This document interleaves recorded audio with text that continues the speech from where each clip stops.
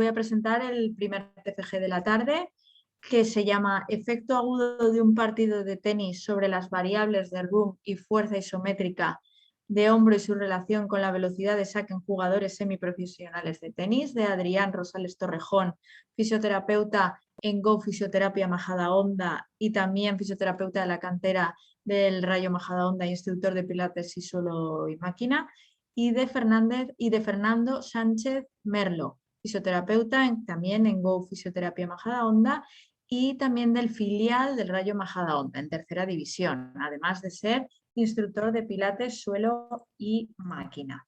¿Vale? Os voy a dar paso. Ya podéis. Hola. ¿Vale? Bueno, ¿qué tal? Somos Fernando y Adrián, ¿vale?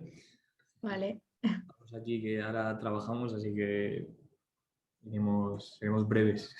Sí, no os preocupéis. Cuando queráis podéis comenzar, acordaros para lo de compartir pantalla y ya. Sí, soy capaz. Todo... Vale, todo vuestro. Vale, ¿lo veis?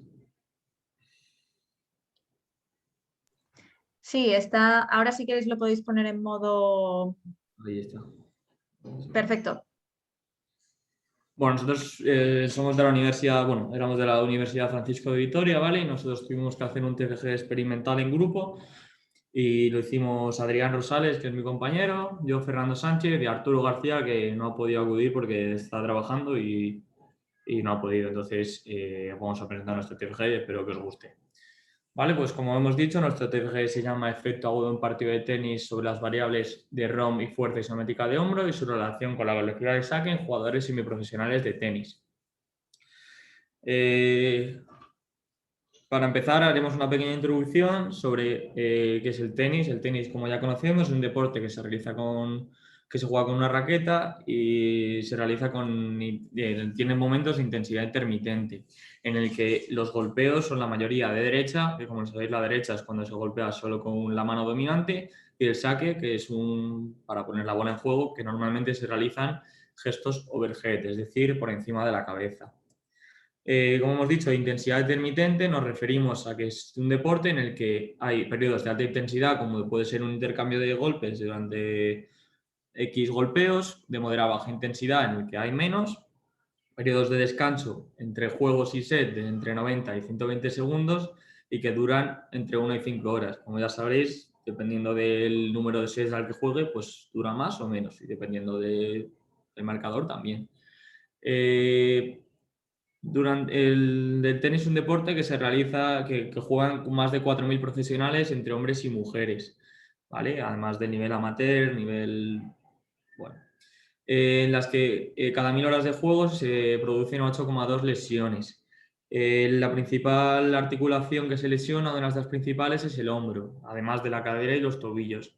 El hombro corresponde al 15,9% de las lesiones en el tenis, ya que participan la fuerza que se genera en un golpeo se genera el 20% gracias al hombro.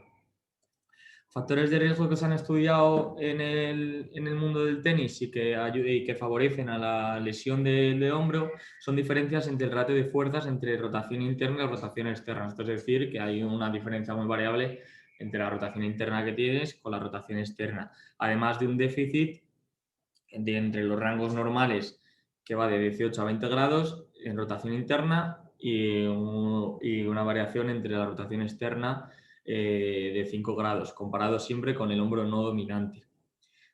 Muchos estudios lo que han hecho ha sido evaluar estos efectos agudos de un partido de tenis únicamente del rango de movimiento y de la fuerza muscular. Nosotros lo que hemos querido ha sido correlacionar esos dos aspectos con la velocidad de saque, ¿vale? Nosotros tenemos dos objetivos. El objetivo principal fue evaluar los efectos de un partido de tenis simulados sobre las variables de ROM, fuerza isométrica de hombro y velocidad de saque en tenistas semiprofesionales. Esto es lo que ya se ha estudiado, lo que ya se ha visto, que tiene ciertas características o ciertas conclusiones que luego ya nuestro compañero Adrián lo verá. Y el objetivo secundario, que es algo novedoso, determinar si los cambios en el ROM y la fuerza isométrica de hombro tienen influencia sobre la pérdida de velocidad de servicio. Pérdida o ganancia. Luego ya en la conclusión veremos si se gana o se pierde velocidad de saque. Como al ser un trabajo experimental, necesitábamos una muestra en lo que seguimos los siguientes criterios de inclusión, que fueron tenistas situados entre los 300 mejores jugadores seniors de España, jugadores que entrenasen un mínimo de 10 horas a la semana y tenistas que nunca se hayan sometido, que no se hayan sometido a una cirugía de miembro superior en los últimos 6 meses. Pusimos esta referencia porque en antiguos artículos ponía más o menos esa referencia. Además, yo creo que 6 meses es suficiente para que una lesión de hombro esté bastante consolidada y recuperada. Finalmente conseguimos 8 tenistas masculinos gracias al Club de Tenis Alcalá, que nos cedió sus instalaciones para hacer este trabajo de fin de grado. Nosotros quedamos en las instalaciones del Club de Tenis Alcalá y conocimos a los jugadores y previamente les hicimos firmar un consentimiento informado en el que les explicábamos un poco los procedimientos que vamos a realizar, los objetivos y bueno, los beneficios y riesgos, aunque esto no tenía mucho riesgo, pero bueno, que supiesen de lo que iba el TFG y lo que iban a realizar. Y lo firmaron todos y nuestro diseño experimental se basó en pruebas prepartido de test de ROM de hombro, tanto en rotación interna como rotación externa, test de fuerza isométrica de hombro, tanto en rotación interna como rotación externa, y luego un test de velocidad de saque gracias a un radar. Una vez realizadas estas pruebas, que a continuación explicaremos un poco más en profundidad, realizaron un partido de tenis simulado en el que según el ranking les situábamos más o menos para que el nivel fuese similar y no hubiese mucha diferencia. El partido fue al mejor de 3 sets y duró con 1 hora y media más o menos de duración casi todos los partidos aproximadamente. Una vez finalizados los partidos, los jugadores se volvieron a someter a los mismos tests mencionados, ¿vale? Y ahora vamos a explicar los test realizados. El test de rotación de ROM de hombro, tanto para rotación interna como para rotación externa, utilizamos un inclinómetro, ¿vale? El inclinómetro tiene una base y una antena. La base para la rotación externa lo colocamos en la epitróclea, como podéis ver, con la antena cayendo en el dedo índice del paciente. Bueno, siguiendo las estiloides del cúbito para ser más exactos. Y para la rotación interna en el epicóndilo, igual, siguiendo las tiroides del cúbito. Realizamos 2 mediciones de cada movimiento, tanto en prepartido como postpartido, y nos quedamos luego con el valor máximo de cada medición. Para la fuerza isométrica de hombro utilizamos un dinamómetro.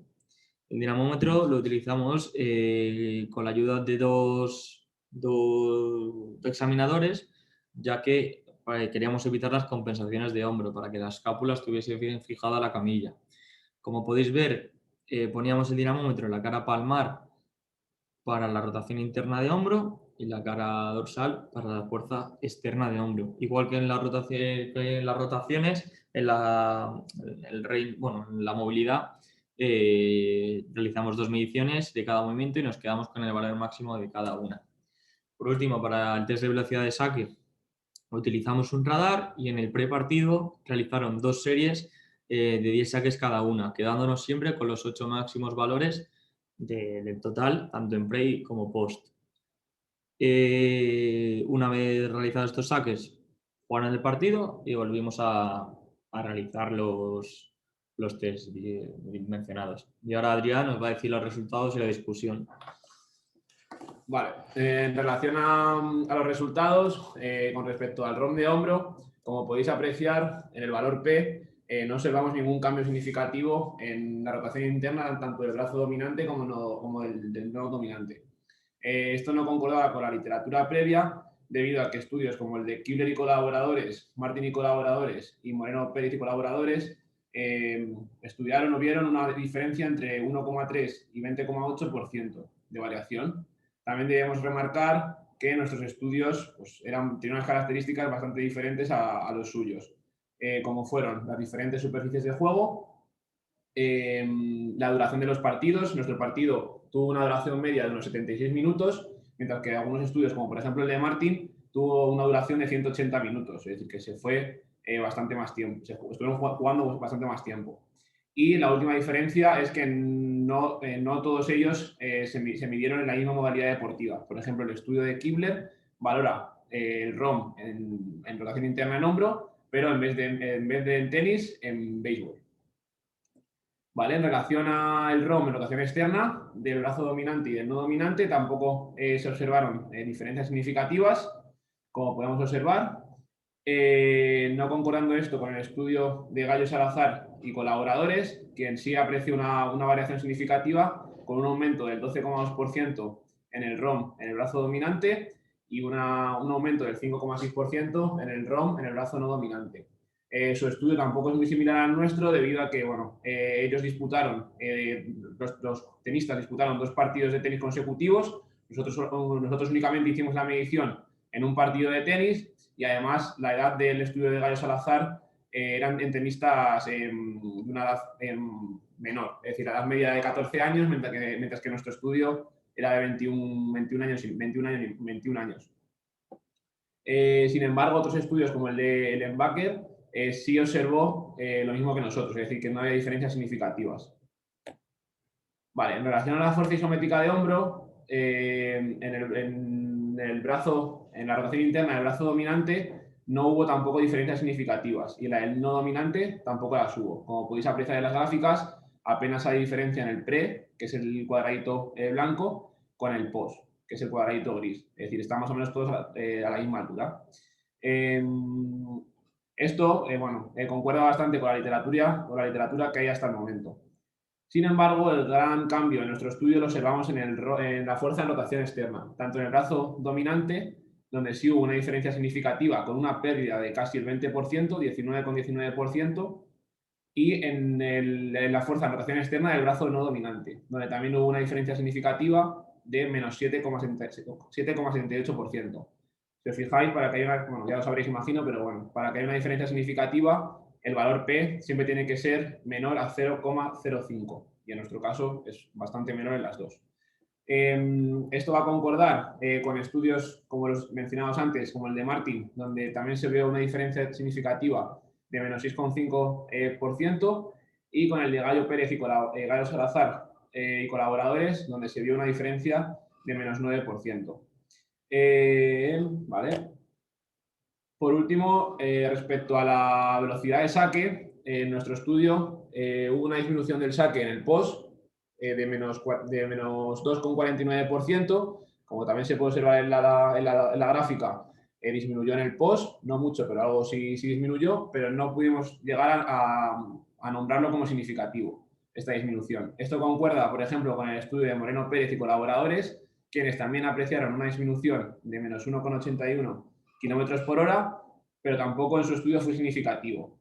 Esto es bueno debido a que nuestro estudio y el de Moreno Pérez son bastante similares. La duración de los partidos fue más o menos parecida. El nuestro hemos dicho antes que eran 76 minutos, mientras que el de Moreno Pérez fue un poquito más, pero bueno, 81 minutos. La verdad que es bastante parecido. Y en el estudio, por ejemplo, de Martin y colaboradores, aquí la diferencia fue bastante mayor, fue de menos 6,5 kilómetros por hora y además fue significativo. Sin embargo, este estudio presenta unas características que no tienen nada que ver al nuestro. Como son, por ejemplo, la duración del partido. En el de Martin, como he dicho antes, fueron 180 minutos, que fue mucho más que en el nuestro. Como también fue un mayor número de golpes, debido a una mayor duración del partido, involucra o provoca un mayor número de golpes. Reflejaron más de 700 golpes por partido.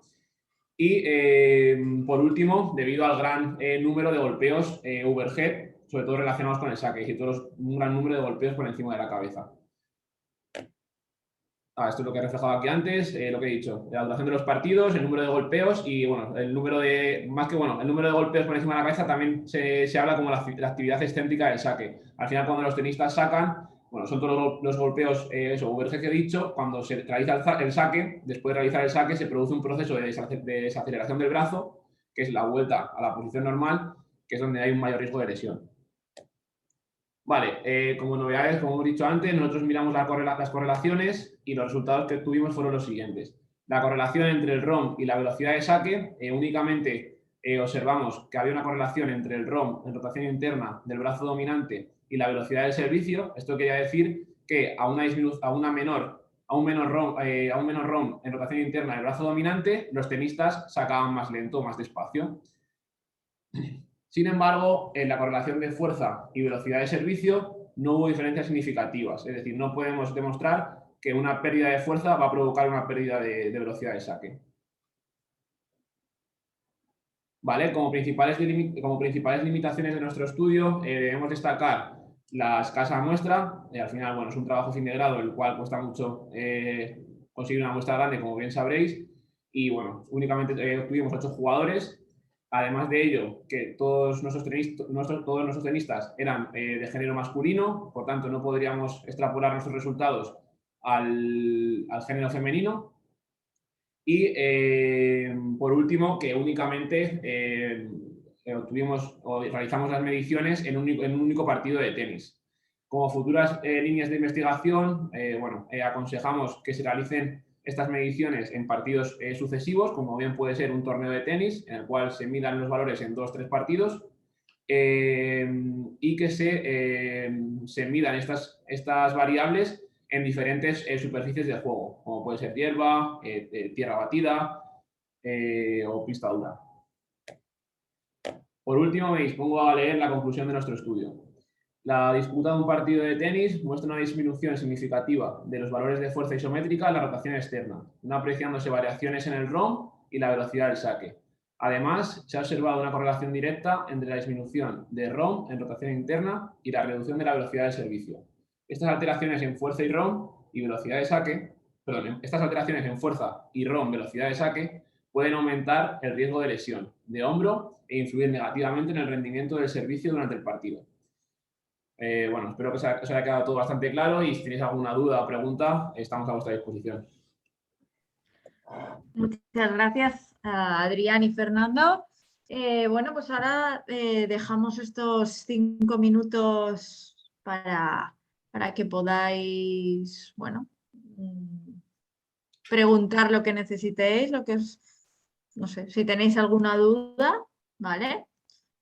Animaos, que yo sé que siempre cuesta un poquito hacer preguntas, pero seguro que algo, alguna pregunta tendréis. Si queréis vosotros también comentar algo, no sé, con qué os preguntaría con qué dificultades os encontrasteis para poder hacer. Pues la mayor dificultad que tuvimos fue que esto lo realizamos en noviembre o así. Y en noviembre la pandemia, la verdad que la cosa estaba un poquito mal con el tema de que se hablaba que nos iban a volver a encerrar en casa, que muchas actividades se iban a cancelar, que no sé, había esa incertidumbre de que nos iban a meter en casa, que no íbamos a poder hacer TFG. Entonces nuestro tutor nos proporcionó una muestra, en una semana así nos la consiguió muy rápido, la verdad, y no quisimos desperdiciarlo y lo hicimos rápidamente. Pues al final los tenistas estuvieron toda la mañana haciendo el TFG y eso al final pues les agradecemos muchísimo el esfuerzo que hicieron para que pues al final esto no, ellos de este TFG pues sí que sacan conclusiones, más los entrenadores que ellos, porque para los entrenadores es importante saber que si hacen esto pues van a mejorar el rendimiento, pues no sé, entonces la dificultad mayor fue esa, la incertidumbre de no saber si lo íbamos a poder hacer o no. Y de que ese día no sabíamos si iba a llover o no.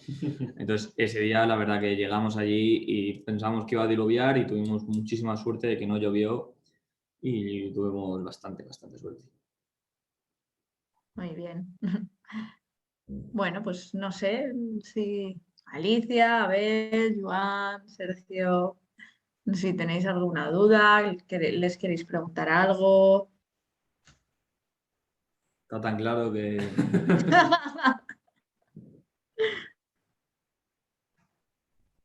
No sé, se podría hacer más extenso el TFG, podríamos hacer más muestras, podemos hacerlo Claro. con mujeres, podríamos... Eso os iba a preguntar, ¿por qué solo os centrasteis Porque en hombres? Sí. nuestro tutor era preparador físico de ese club y él entrenaba con esos chicos y directamente nos dijo que ellos podían hacerlo Claro.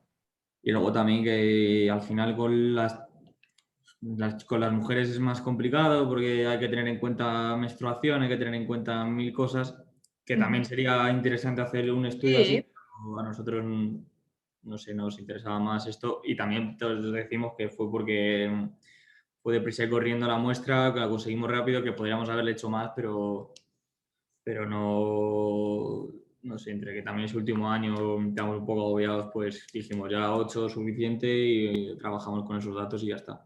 Ujú. Bueno, ya sabéis, para la próxima también incluida género femenino. Sí, seguro. Bueno, pues no sé si, como también vosotros estáis trabajando, tampoco queremos que... Nada, tranquila, estamos en el descanso. A ver si no tenéis, si no hay ninguna duda, pues ya pasaríamos a la siguiente ponencia. De momento vamos en tiempo, o sea que iríamos bien.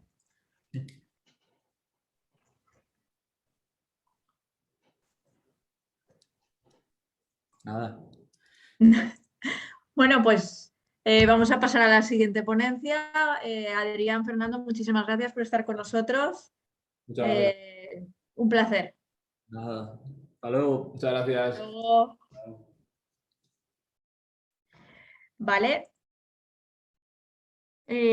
Bueno, pues la siguiente ponencia corre a cargo de Ana Franco Costales, fisioterapeuta y graduada por la Universidad de Oviedo en este año 2021.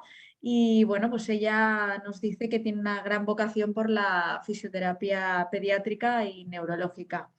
Ella nos va a hablar sobre fisioterapia respiratoria en el tratamiento de la PCI, una revisión sistemática. Así que, Ana, cuando quieras, si quieres Creo que ya probar. estáis viendo la pantalla, ¿no? Sí, se ve perfectamente. Ahora si quieres le das a la parte de diapositivas de presentación. Vale, pues está cargando.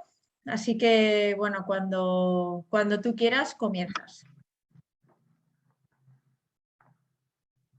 ¿Se ve ya? Creo que no, ¿no? Todavía no sé. Ah, no, ahora ha vuelto. A ver ahora. Ahora sí. Vale, pues cuando quieras puedes comenzar, Ana. Vale. Bueno, en primer lugar, daros las gracias a Fisiofocus por la oportunidad de presentar y felicitar también a mis compañeros por los TFGs y por la reciente graduación de todos como fisioterapeutas. Voy a dar comienzo ya a presentar mi TFG, que fue fisioterapia respiratoria en el tratamiento de la parálisis cerebral infantil, y en mi caso hice una revisión sistemática. A modo introductorio, definir un poco qué es la parálisis cerebral infantil, que es un grupo de alteraciones permanentes del desarrollo del movimiento y la postura, que son atribuidas todas ellas a alteraciones no progresivas del cerebro aún inmaduro, que pueden producirse tanto durante la etapa fetal como peri y postnatal. La parálisis cerebral infantil afecta a entre 1,5 y 3 de cada 1000 nacidos vivos, aunque estos valores pueden variar ante la presencia de diferentes factores de riesgo, entre los cuales querría destacar el bajo peso al nacer y la prematuridad por su estrecha relación con esta patología. No obstante, dejo ahí anotado el anexo 1 porque, bueno, dejé al final de la presentación una tabla con todos los factores de riesgo que encontramos durante la revisión, por si alguien quisiera verlos al final. Con todo ello, la parálisis cerebral infantil es la discapacidad motora más habitual durante la infancia. Se puede clasificar de diferentes maneras. Una de ellas es en función del trastorno motor padecido, donde diferenciaremos entonces la parálisis cerebral espástica, discinética, la cual se compone tanto de distónica, atetósica y coreica.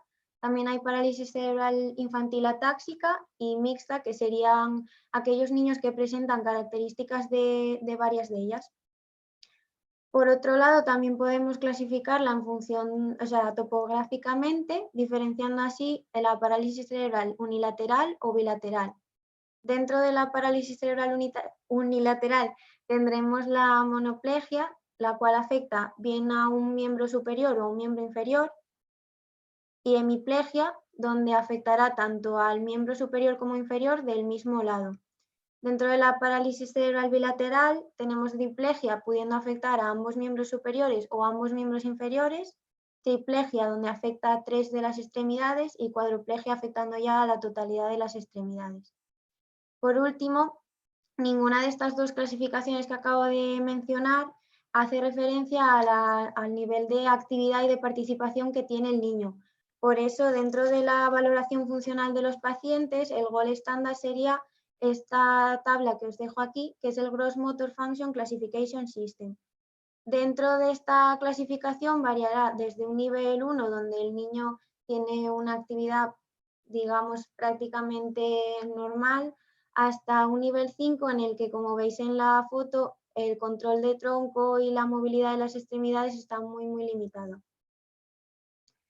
Además de la afectación de la movilidad y de la postura característica de la parálisis, también tiene otras afectaciones concomitantes. Dentro de ellas, la que quiero destacar es la afectación de la respiración. ¿Y por qué destacamos este trastorno? Pues porque es la principal causa de mortalidad dentro de los pacientes con parálisis cerebral infantil. Esta afectación de la respiración viene producida por diversos factores que pueden aparecer combinados entre sí, como son la disfagia orofaríngea, la presencia de epilepsia, la malnutrición que presentan en muchas ocasiones estos pacientes, bacterias patógenas también presentadas por los niños en muchas ocasiones, el propio trastorno motor característico de la parálisis y las obstrucciones de las vías aéreas superiores, así como los trastornos obstructivos del sueño. Todo ello lo que produce es que la afectación respiratoria en los niños con parálisis cerebral infantil aparezca habitualmente en forma de episodio recurrente de fallo respiratorio, como enfermedad respiratoria aguda o como patología respiratoria crónica de progresión lenta. Por otro lado, y finalizando ya con la introducción, destacar la importancia o el por qué se incluyó la fisioterapia respiratoria en este estudio, y es que la fisioterapia respiratoria es la base o una de las bases del tratamiento de muchas afectaciones como son la fibrosis quística o las bronquiectasias, y además también se utiliza en el pre y en el postoperatorio de muchas operaciones hoy en día. ¿Por qué es tan importante la fisioterapia respiratoria en estas patologías? Pues porque mejora la función ventilatoria, disminuye la disnea, mejora la capacidad funcional, favorece el drenaje de secreciones bronquiales y además previene o participa en la prevención de las aspiraciones. Metiéndonos ya un poco en lo que sería mi revisión sistemática y el estudio que llevamos a cabo, nos planteamos inicialmente la pregunta clínica de si en pacientes pediátricos con PCI sería efectiva y segura la fisioterapia respiratoria tanto en la prevención como en el manejo y en la recuperación de patologías respiratorias que bien podrían ser asociadas a la enfermedad de base o adquiridas. Con ello establecimos los objetivos, tanto el objetivo principal, que sería un poco dar la contestación a la pregunta clínica y conocer la efectividad de este tratamiento en los niños con PCI, así como los objetivos específicos, que bueno, no me voy a meter mucho en ellos por no comerme más tiempo, pero los dejo aquí en la diapositiva. Con todo ello, establecimos como criterios de selección la inclusión tanto de ensayos clínicos aleatorizados como revisiones sistemáticas que estuvieran publicados en inglés, francés o español, sin un límite en la fecha de publicación, porque como veréis más adelante, no es un ámbito en el que haya muchísimas publicaciones. En cuanto a los participantes, se incluyeron niños con diagnóstico de parálisis cerebral infantil y con edades que estuvieran entre los 0 y los 14 años, y fueron excluidos aquellos que hubieran sido intervenidos quirúrgicamente durante el último año porque podría afectar a la función pulmonar. Y por último, en cuanto a la intervención, dentro de la revisión sistemática aparecen artículos que aplicaron fisioterapia respiratoria en cualquiera de sus técnicas, y bien fuera como técnica aislada o veréis más adelante que también hubo asociada a otras terapias. Se realizó la búsqueda bibliográfica con los descriptores Respiratory Physiotherapy y Cerebral Palsy y se establecieron las variables a estudio, que finalmente fueron 61.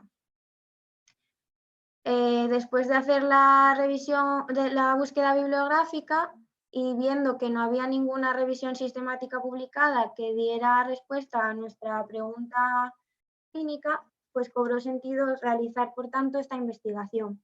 Se pasó entonces a aplicar los criterios de inclusión, exclusión y una evaluación de calidad metodológica, que es la escala Haddock, y finalmente nos acabamos quedando tan solo con 5 artículos.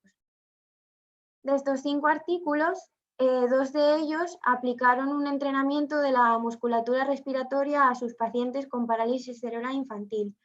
Uno de ellos mediante un dispositivo umbral, como es este que os muestro aquí, y otro de ellos realizaron un entrenamiento con feedback con el dispositivo SpiroTiger, que también os lo pongo en la foto.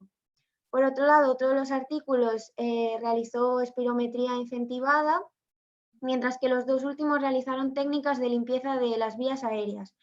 Uno de ellos siendo insuflación-exuflación mecánica con el Cough Assist y otro de ellos oscilaciones torácicas de alta frecuencia mediante un chaleco que produce vibraciones.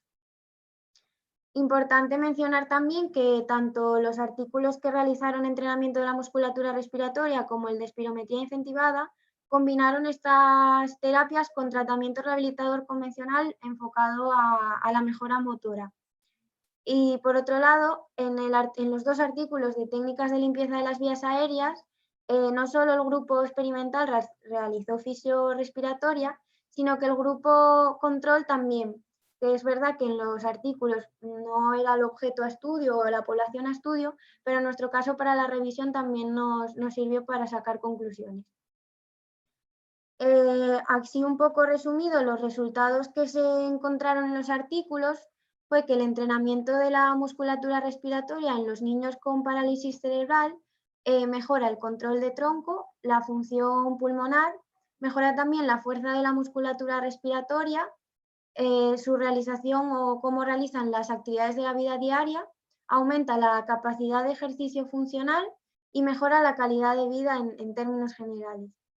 Por otro lado, la espirometría incentivada también mejora la función pulmonar y el tiempo máximo de fonación, que aunque bueno, eso no es tanto de fisio, pero sí que un poco nos metemos ahí en el campo de logopedia. Por último, las técnicas de limpieza de las vías aéreas disminuyeron el tiempo de terapia requerido ante la presencia de atelectasias en su tratamiento, aumentaron también la saturación máxima de oxígeno durante el sueño. Importante porque, como mencioné antes, muchos de los niños con parálisis cerebral infantil presentan apnea del sueño y además tienen mayor adherencia terapéutica que la fisioterapia respiratoria convencional.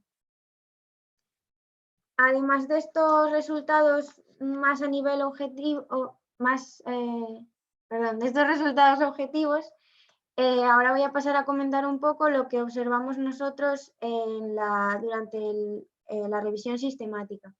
Por un lado, el entrenamiento de la musculatura respiratoria en el tratamiento de los niños con PCI se observó que es importante la carga que se aplica en ese entrenamiento. En estudios previos que se habían realizado en pacientes con EPOC, se estableció que para que hubiera una mejora de la fuerza de la musculatura respiratoria, el entrenamiento tenía que hacerse en una carga superior al 30% de la presión inspiratoria máxima. Sin embargo, en la revisión observamos que efectivamente con una carga superior al 30% sí que mejora la presión inspiratoria y expiratoria máxima, el control de tronco y la capacidad de ejercicio funcional. Sin embargo, en los niños con parálisis cerebral infantil, al contrario de lo que habían observado previamente en pacientes con EPOC, un entrenamiento por debajo de esa carga que establecieron también genera mejoras en la presión expiratoria máxima, con lo cual podríamos sacar en conclusión que en los niños con parálisis cerebral infantil no es necesaria aplicar una carga en el caso de querer mejorar la musculatura expiratoria y que por tanto el entrenamiento de la musculatura respiratoria por debajo del 30% también mejorará la fuerza de la musculatura respiratoria. Además, se observó que la mejora en las actividades de la vida diaria fue tan solo en su capacidad de realizar actividades de la vida diaria, pero no en el nivel de asistencia que necesitaron. Que esto es importante, resaltarlo sobre todo de cara a hacer estudios que vean el porqué de esta diferencia. En cuanto a la espirometría incentivada, a pesar de que esta técnica no se suele utilizar normalmente en el entrenamiento de la musculatura respiratoria, el aumento significativo que se observó en el flujo expiratorio máximo en los niños que realizaron espirometría incentivada nos sugiere que esta técnica en niños con parálisis cerebral infantil sí que podría ser utilizada como entrenamiento de la musculatura respiratoria. Por último, en cuanto a las técnicas de limpieza de las vías aéreas, se observó que tanto la insuflación-exuflación mecánica como la fisioterapia respiratoria convencional realizada de forma manual son eficaces en el tratamiento de infecciones respiratorias en niños con parálisis. No obstante, en aquellos que presentaban atelectasia, sí que la insuflación-exuflación mecánica fue significativamente más eficaz, lo que haría que esta fuera nuestra terapia de elección en caso de que un niño presentara atelectasia. Por último, las oscilaciones torácicas de alta frecuencia presentaron una tendencia, aunque no estadísticamente significativa, pero sí suficientemente cercana a ello como para mencionarla, en la prevención de infecciones respiratorias y no solo en el tratamiento. Además, en cuanto a la adherencia terapéutica, comparándola con la fisioterapia convencional, los padres de los niños del estudio explicaron que para ellos era mucho más fácil realizar oscilaciones torácicas de alta frecuencia, que si recordáis era con el chaleco, a tener que ellos mismos realizar las técnicas de fisioterapia convencional, lo que también es un punto muy a favor de las oscilaciones torácicas a la hora de decidir qué pauta ponerles a esos niños, qué pauta de tratamiento establecer. Llegando al final con las conclusiones, podemos decir que la fisioterapia respiratoria en niños con parálisis cerebral infantil es una intervención segura, que además genera efectos favorables a corto plazo en todo lo que vimos antes, que sería función pulmonar, fuerza de la musculatura respiratoria, en el control de tronco y en la capacidad de ejercicio funcional, en la mejora de la calidad de vida y la realización de las actividades de la vida diaria, en el aumento del tiempo máximo de fonación, así como en el tratamiento de las atelectasias y en la saturación de oxígeno durante el sueño. Además, destacar que no solo se puede aplicar la fisioterapia respiratoria al ámbito hospitalario, ya que muchos dispositivos y técnicas de los que se vieron en la revisión y que se aplican a diario en niños con parálisis cerebral deben ser utilizados y han de ser utilizados por los padres y los cuidadores en casa, por lo que podemos extrapolar también los resultados del estudio a la vida diaria del paciente. Y finalizando un poco con el resumen, decir que es necesaria una mayor evidencia científica, ya que como visteis solo son 5 artículos los que podemos incluir en la revisión, que apoyen los resultados vistos y que además establezcan efectos a largo plazo y que valoren un poco qué técnica y protocolo dentro de la fisioterapia respiratoria sería más conveniente aplicar en cada caso, ya que observamos bastantes diferencias entre las poblaciones en cuanto a la escala de valoración de la motricidad gruesa, ya que había artículos que incluyeron niños de nivel 1 o 2 y otros que incluían niños de nivel 4 o 5, con lo cual creo que podría ser interesante de cara al futuro enfocar un poco las siguientes investigaciones a valorar qué técnica, en qué grado de afectación sería más efectiva. Muchas gracias por la atención y si hay alguna duda. Muchas gracias, Ana, por tu presentación. Espero que os haya gustado. Yo creo que ha estado muy bien. Os emplazamos a la parte de preguntas. ¿Vale? Tenemos 5 minutos si queréis. Le podéis hacer cualquier duda que os haya surgido. Seguro que algo. Entiendo que ha sido mucho más teórico que, o sea, por mi parte, yo preguntarte que al haberte basado en artículos científicos no, o sea, no lo has podido poner a prueba, ¿no? ni contrastar con niños. No. Práctica. Fue totalmente teórico, de trabajo de leer, De sacar campo, sí. conclusiones y de campo total. No hubo nada de práctica, pero bueno, Bueno, sería interesante, la verdad. sí. Sería interesante que se pudiese, bueno, realizar una parte práctica. No sé si tenéis alguna duda. Alguno de los ponentes también puede preguntar, ¿eh?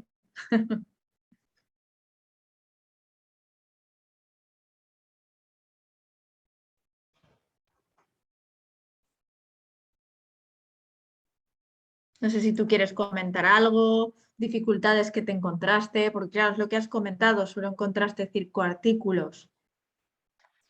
Dificultades sobre todo el poco número de artículos que había y sobre todo que eran muy heterogéneos. O sea, al final cada uno hablaba de una técnica, cada uno estudiaba unas variables, por eso salieron tantas variables en la revisión. Claro, Entonces, un poco la dificultad era juntar todo y sacar conclusiones un poco en base a todo. Pero bueno, por eso quedó también una revisión bastante densa. claro, te entiendo. Pues no sé. No sé si quieres comentar algo, hacer alguna aclaración. Hombre, aclarar que lo hice un poco así a prisa y corriendo la exposición porque la verdad que era muy difícil resumir y no quería tampoco meterme, o sea, si me metía a explicar algunas cosas ya tenía que explicar muchísimas. Entonces, bueno, que si alguien quiere ampliar o necesita alguna duda en particular, dentro de mi poco conocimiento todavía, lo que pueda ayudar, encantada.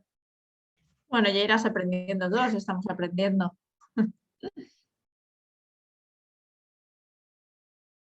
Alicia, Abel, Eva, Sergio, no sé si tenéis alguna duda. Animaos, que luego siempre que acaban quedando dudas y te acabas desconectando, luego lo piensas y dices, ostras, tenía que haber preguntado. Bueno, como quedará grabada también, si hubiese alguna duda no habría ningún problema.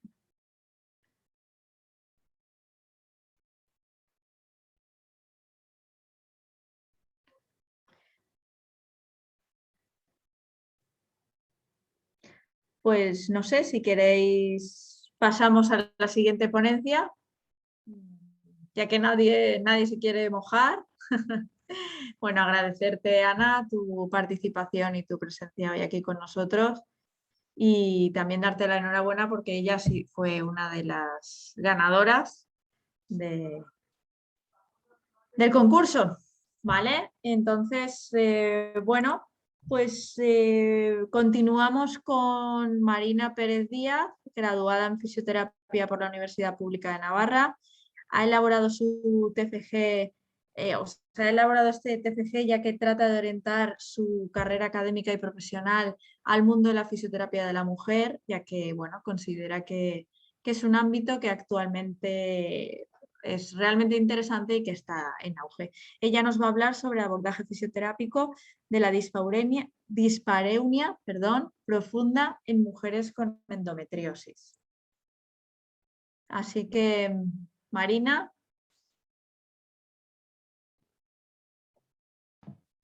¿Se me oye? Vale, te activas, perfecto. Vale, a ver, espera, que tengo que quitar esto. No veo nada. Vale. Cuando tú digas, es tu turno. Adelante. Pues bueno, soy Marina, ya me han presentado. Voy a presentar mi trabajo de fin de grado, el que fue mi trabajo de fin de grado acerca del abordaje fisioterápico de la dispareunia en mujeres con endometriosis. Es un poco lioso el título, pero bueno, vamos a ver si lo aclaro. En primer lugar, decir que la disfunción sexual femenina es un problema que afecta a más de un tercio de las mujeres a lo largo de toda su vida. Por lo tanto, tiene bastante importancia dentro de la sociedad. La dispareunia en concreto, que es la patología en la que me he centrado principalmente, está definida como el dolor abdominal, pélvico o vaginal que persiste y aparece en relación al coito antes, durante o una vez finalizada la práctica sexual. Entra dentro del amplio grupo de los síndromes de dolor pélvico crónico y está dividida en dos subtipos. La dispareunia superficial, que afecta a la región más externa de lo que es el suelo pélvico, y la dispareunia profunda, que afecta a planos más profundos y es en la que me voy a centrar principalmente en esta revisión bibliográfica. El 26% de las mujeres que han presentado dificultades sexuales en algún momento han cursado con dolor dentro de las relaciones sexuales, como es la dispareunia. Una de las causas fundamentales de la dispareunia es la endometriosis. La endometriosis es la presencia de glándulas endometriales y estroma fuera de lo que es la cavidad uterina, que es donde nosotras las mujeres en el periodo menstrual pues generamos el endometrio para cuando llega el óvulo. Entonces, este endometrio se genera en el peritoneo, en los ovarios y en el tabique retrovaginal, así como en el peritoneo pélvico, es decir, fuera del útero. ¿Qué pasa con esta patología? Que cursa con procesos inflamatorios que incluyen el dolor pélvico crónico. Y como ya he dicho previamente, pues dentro de los síndromes de dolor pélvico crónico se encuentra la dispareunia. De todas las mujeres en edad reproductiva, hasta del 6 al 10% padecen endometriosis. Y de estas mujeres que padecen endometriosis, hasta un 50% pueden llegar a presentar dolor en el intercurso sexual, como es la dispareunia. Entonces, con todo esto, mi objetivo fundamental es determinar el papel de la fisioterapia para el abordaje de la dispareunia en pacientes que tengan endometriosis.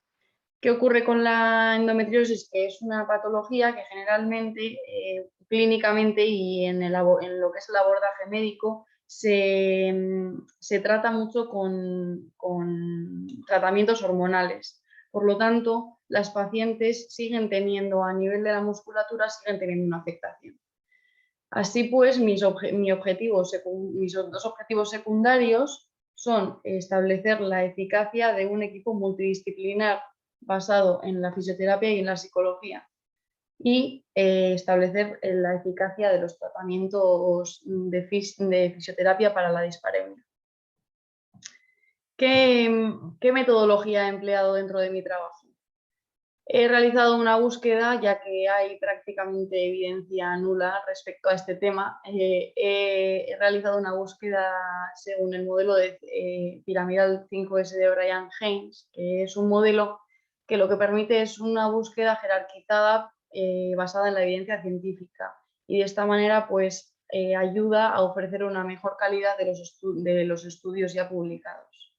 Los términos que he incluido pues, son los que están dentro de la pirámide y los he incluido mediante la búsqueda en el diccionario de MES. Los criterios de inclusión para los artículos que he escogido, que han sido un total de 9, han sido mujeres desde los 18 hasta los 50 que no tuviesen la menopausia, porque en la menopausia hay cambios hormonales y la endometriosis, al tener un componente hormonal, pues se puede ver afectado. Pues nada, que fuesen mujeres con endometriosis y dispareunia profunda diagnosticada y que estuviesen dentro de esa edad, de los 18 a los 50. En cuanto a la calidad de las revistas, pues que estuviesen entre un Q2 y que los artículos o estudios científicos cumpliesen 6 de los ítems propuestos por la escala PD. En cuanto a los resultados que he podido ver dentro de los estudios, los he dividido en fisioterapia y psicología, ya que me centro más en fisioterapia, pero como también quiero añadir el componente psicológico que me parece realmente importante e interesante, pues los he dividido. En cuanto a la fisioterapia manual, estas mujeres tienen, algunas de ellas padecen hipertonía en la musculatura del suelo pélvico. Entonces, la fisioterapia manual, así como el abordaje de los puntos gatillo dentro de lo que es el suelo pélvico, ayuda y beneficia mucho el dolor en el elevador del ano, que es uno de los músculos principales del suelo pélvico. Entonces, los estudios que aplicaban fisioterapia manual disminuían el dolor en el elevador del ano y aumentaban la calidad de vida sexual de estas mujeres, disminuyendo la disfunción sexual un 35%. A su vez, se planteaban tratamientos de abordaje de electroterapia, como es el TENS o electrobiofeedback. El electrobiofeedback está más orientado al fortalecimiento de la musculatura y a que las mujeres tengan más propiocepción acerca de sus contracciones. Así pues, mediante el abordaje de estas dos técnicas, la escala visual analógica del dolor disminuía considerablemente, así como la dispareunia profunda, y también mejoraba la fuerza y la resistencia de la musculatura y mejoraba la calidad de vida sexual de las mujeres. En cuanto al componente psicológico, a los abordajes psicológicos que he podido vislumbrar dentro de los estudios, los programas educacionales no mejoraban la fuerza de contracción, pero sí les proporcionaba a las mujeres un conocimiento de la región y una conciencia sobre lo que era la contracción del suelo pélvico, que es algo que muchas de nosotras pues, a día de hoy todavía no tenemos integrado. Luego también se hicieron técnicas psicológicas de mindfulness, de técnicas de aceptación al dolor, técnicas de afrontamiento, y bueno, estas técnicas disminuyeron el dolor en gran medida en las mujeres y sobre todo generaron un bienestar mental y una disminución en la ansiedad y depresión de estas. A su vez, la fisioterapia multimodal, que bueno, pues, se centraba más en las técnicas de autocuidado, lo que consiguió fue principalmente mejorar el patrón respiratorio de las mujeres, es decir, habiéndolas abordado desde una perspectiva de autocuidado, se relajaban, tenían un patrón, les cambiaba el patrón respiratorio y les generaba beneficios.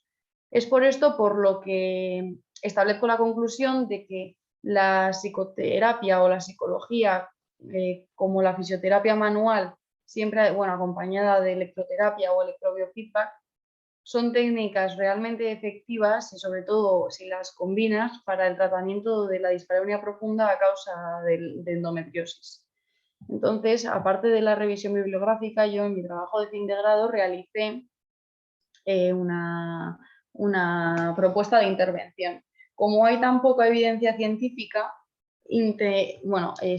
mediante el modelo Consort, que es un modelo para hacer las mediciones y que te marca los ítems para poder hacer ensayos clínicos aleatorizados, elaboré una propuesta de ensayo clínico aleatorizado para pues, futuras investigaciones. Si en algún momento a alguien pues, le interesa, pues que lo haga. Entonces, en mi ensayo clínico aleatorizado, la hipótesis principal es que la fisioterapia y la psicoterapia reducen el dolor residual y mejoran la calidad de vida sexual de las pacientes con dispareunia.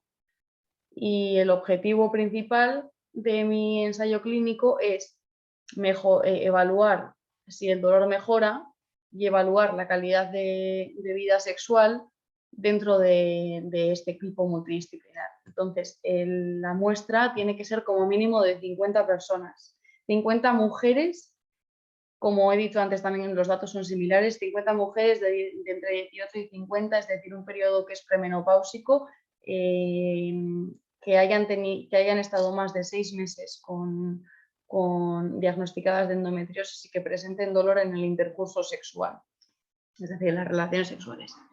Entonces se dividirían las 50 personas en dos grupos, el grupo control y el grupo de intervención, cada una en 25 respectivamente. El grupo control, que es el que generalmente pues no está tan abordado, va a tener un programa de educación en el que se les va a dar unas nociones acerca de anatomía, de cómo se realiza la contracción del suelo pélvico, de las posibles patologías que se pueden generar dentro del suelo pélvico para tener conciencia de la importancia que tiene esta región en nuestro cuerpo, que a veces es como el olvidado. Y el grupo de intervención, aparte de tener ese programa educacional, que por cierto durará 3 semanas, va a tener un abordaje desde fisioterapia y psicoterapia, con las técnicas que previamente yo en los estudios que he hecho en mi revisión pues he visto. Entonces, dentro del programa de fisioterapia serían sesiones de 60 minutos por sesión y se harían abordajes desde el abordaje miofascial de puntos gatillo hasta el abordaje del diafragma, como técnicas de de visceral. Y en cuanto al programa de psicoterapia, pues también se harían técnicas de sensibilidad, técnicas de conciencia corporal, de autocuidado, bueno, y sería un programa por equipo, o sea, gestionado por un equipo de fisioterapeutas y por un equipo de psicólogos. Entonces, la duración del tratamiento del grupo de intervención sería 3 meses y 3 semanas. En este organigrama se ve un poco, bueno, están anexos de mi trabajo, se ve un poco bueno, no sé si se ve claro, pero bueno, a ver. Entonces, las mediciones que yo voy a realizar bueno, que se realizarían en este ECA serían el dolor, la calidad de vida sexual, la calidad de vida y la fuerza del suelo pélvico. Y pues en principio ya estaría. Muchas gracias por vuestra atención. Y nada, cualquier duda me podéis decir. Muchas gracias, Marina, por tu presentación. La verdad que es un trabajo que se valora porque, bueno, es un poco, suele estar todavía un poco, ¿no?, tabú en nuestra sociedad. Y bueno, pues damos paso a la parte de preguntas, a ver si se anima a alguien a hacer alguna pregunta a nuestra compañera Marina, porque la verdad que es un trabajo Yo bastante... quiero hacer una, pero, o sea, ¿se me oye? Sí, sí, sí. No, o sea, va a ser desde el total desconocimiento del mundo y, o sea, yo entiendo que has dicho que el tratamiento hormonal que se le pone supongo que es para tratar la endometriosis, pero realmente las consecuencias de la endometriosis, que sería la dispareunia, no se tiene en cuenta. Eso es, o sea, muchas de las pacientes tienen el tratamiento hormonal, pero el tratamiento hormonal lo que genera es una disminución de crecimiento del endometrio en las cavidades peritoneales. Pero claro, siguen teniendo, o sea, a estas pacientes lo que les pasa es que tienen una relación, pues evidentemente malísima con el dolor, entonces generan una reacción de defensa con el suelo pélvico y contraen muchísimo, entonces pues tienen a nivel central el sistema de nocicepción y de dolor alterado, entonces se trata mucho el dolor por eso. Vale, era eso totalmente, que yo sabía totalmente desconocimiento, pero no sabía, gracias. Nada.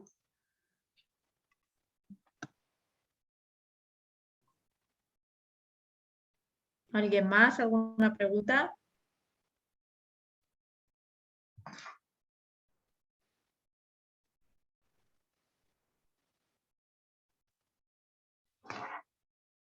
Parece que no. No sé yo si... Bueno, yo te quería preguntar si, bueno, ¿cuál fue la dificultad máxima más grande que has podido encontrar a la hora de realizar tu trabajo? Pues cuando lo fui a hacer, mi tutor sabía qué patología era. Es decir, yo creo que era la única persona de la universidad que había hablado alguna vez de dispareunia, pero bueno, como me interesa mucho la fisiosexología y tal, pues le dije a mi tutor, que era médico, que lo iba a hacer.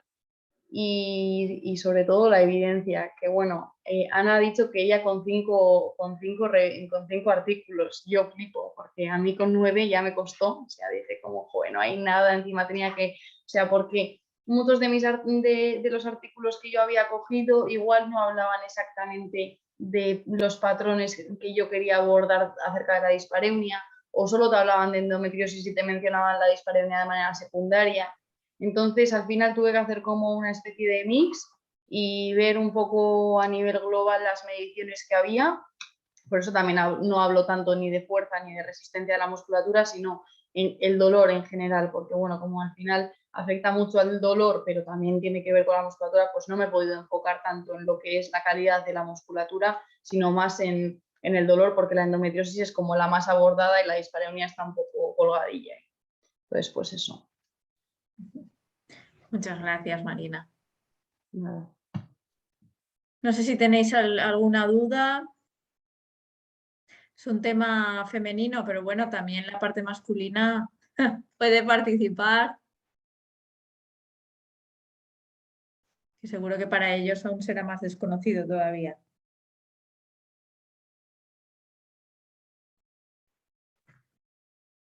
Es un tema que yo creo que al principio es un poco chocante.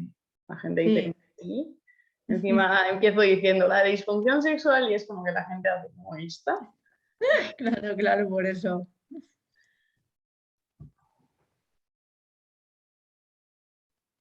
Bueno, pues si no tenéis ninguna duda, pasamos entonces a la siguiente ponencia, no sin antes agradecer a Marina que haya estado con nosotros, que haya participado y que haya podido dar unas pequeñas pinceladas sobre este tema tan delicado. Muchísimas gracias, Marina. Vosotros. Pasamos a la siguiente ponencia, que va a tratar sobre la valoración y tratamiento de fisioterapia para pacientes con esclerosis lateral amiotrófica en etapas inicial e intermedia.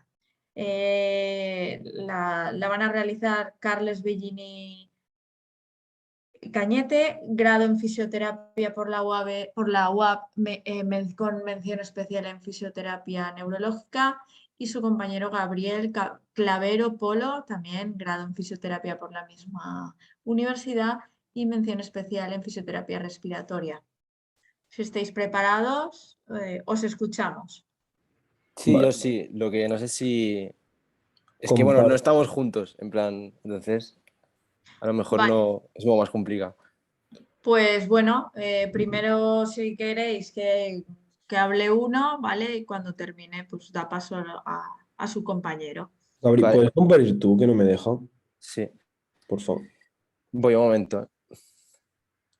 Una cosa, se me ha cortado antes la llamada, y Belini, si se me corta, llámame en plan por WhatsApp, o sea, por el móvil, para volver a entrar porque no me voy a enterar. Vale, vale. Comparte tú, por favor, que no sé por qué Sí, no puedo. estoy. Espera, Yo si no os voy avisando. Si no le aviso yo, no te preocupes. es que no sé si es este, a ver.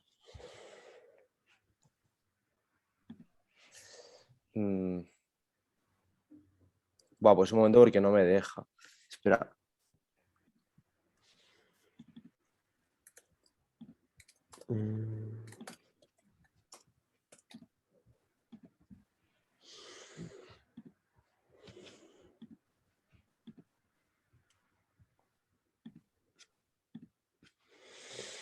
A ver.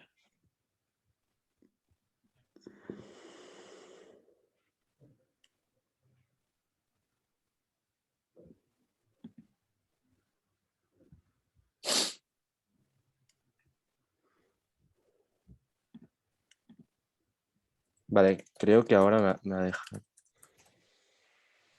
Entiendo que estás con Mac, ¿verdad? Sí. Yo sí. Me dice que para poderlo hacer tengo que salirme un momento de la llamada. No sé Vale, si... vuelve a entrar, sí. Vale, ahora lo hago. Que con Mac a veces suele dar problemas.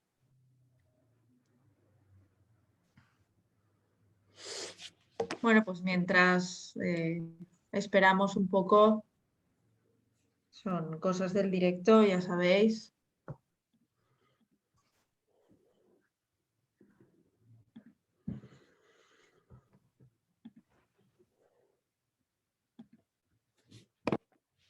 No sé si os está gustando la jornada, os está pareciendo interesante.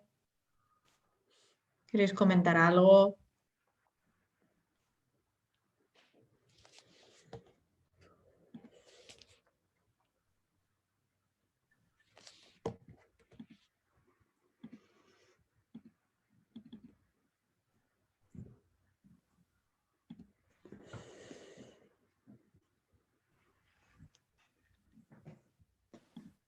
Vale, a ver si ahora me deja. Vale. A ver.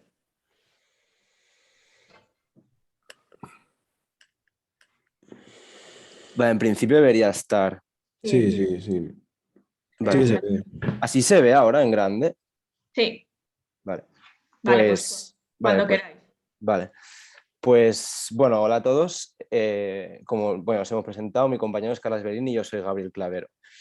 Entonces, bueno, presentaros un poco lo que fue nuestro TFG, que curiosamente, nosotros teníamos ya de hacía tiempo mucho interés por la esclerosis lateral amiotrófica y bueno, tuvimos la oportunidad de investigar acerca de ella, ¿no? Nuestra pregunta había sido siempre si la fisio podía lograr algún tipo de cambio en la ELA y si era así, pues deducir pues cuáles serían, ¿no? Entonces, bueno, más que nada, primero, pues mostraros un poco lo que fue la búsqueda, ¿no? La búsqueda, pues, fue principalmente en portales fiables de ciencia, como puede ser, pues, PubMed, Pedro, verificados y de fiabilidad. Y bueno, una vez seleccionados, o sea, había un montón de artículos. Nosotros seleccionamos muchísimos artículos y de estos nos quedamos con 38, ¿vale? Había muchos que no nos interesaban por los criterios de inclusión o los tuvimos que excluir porque la muestra era muy pequeña. Aunque luego, si no me acuerdo, recuérdamelo, que hay en concreto un trabajo sobre ELA muy antiguo que es solo de un caso clínico y que se ha usado muchísimo para la ELA y para investigar en cuanto a fisioterapia.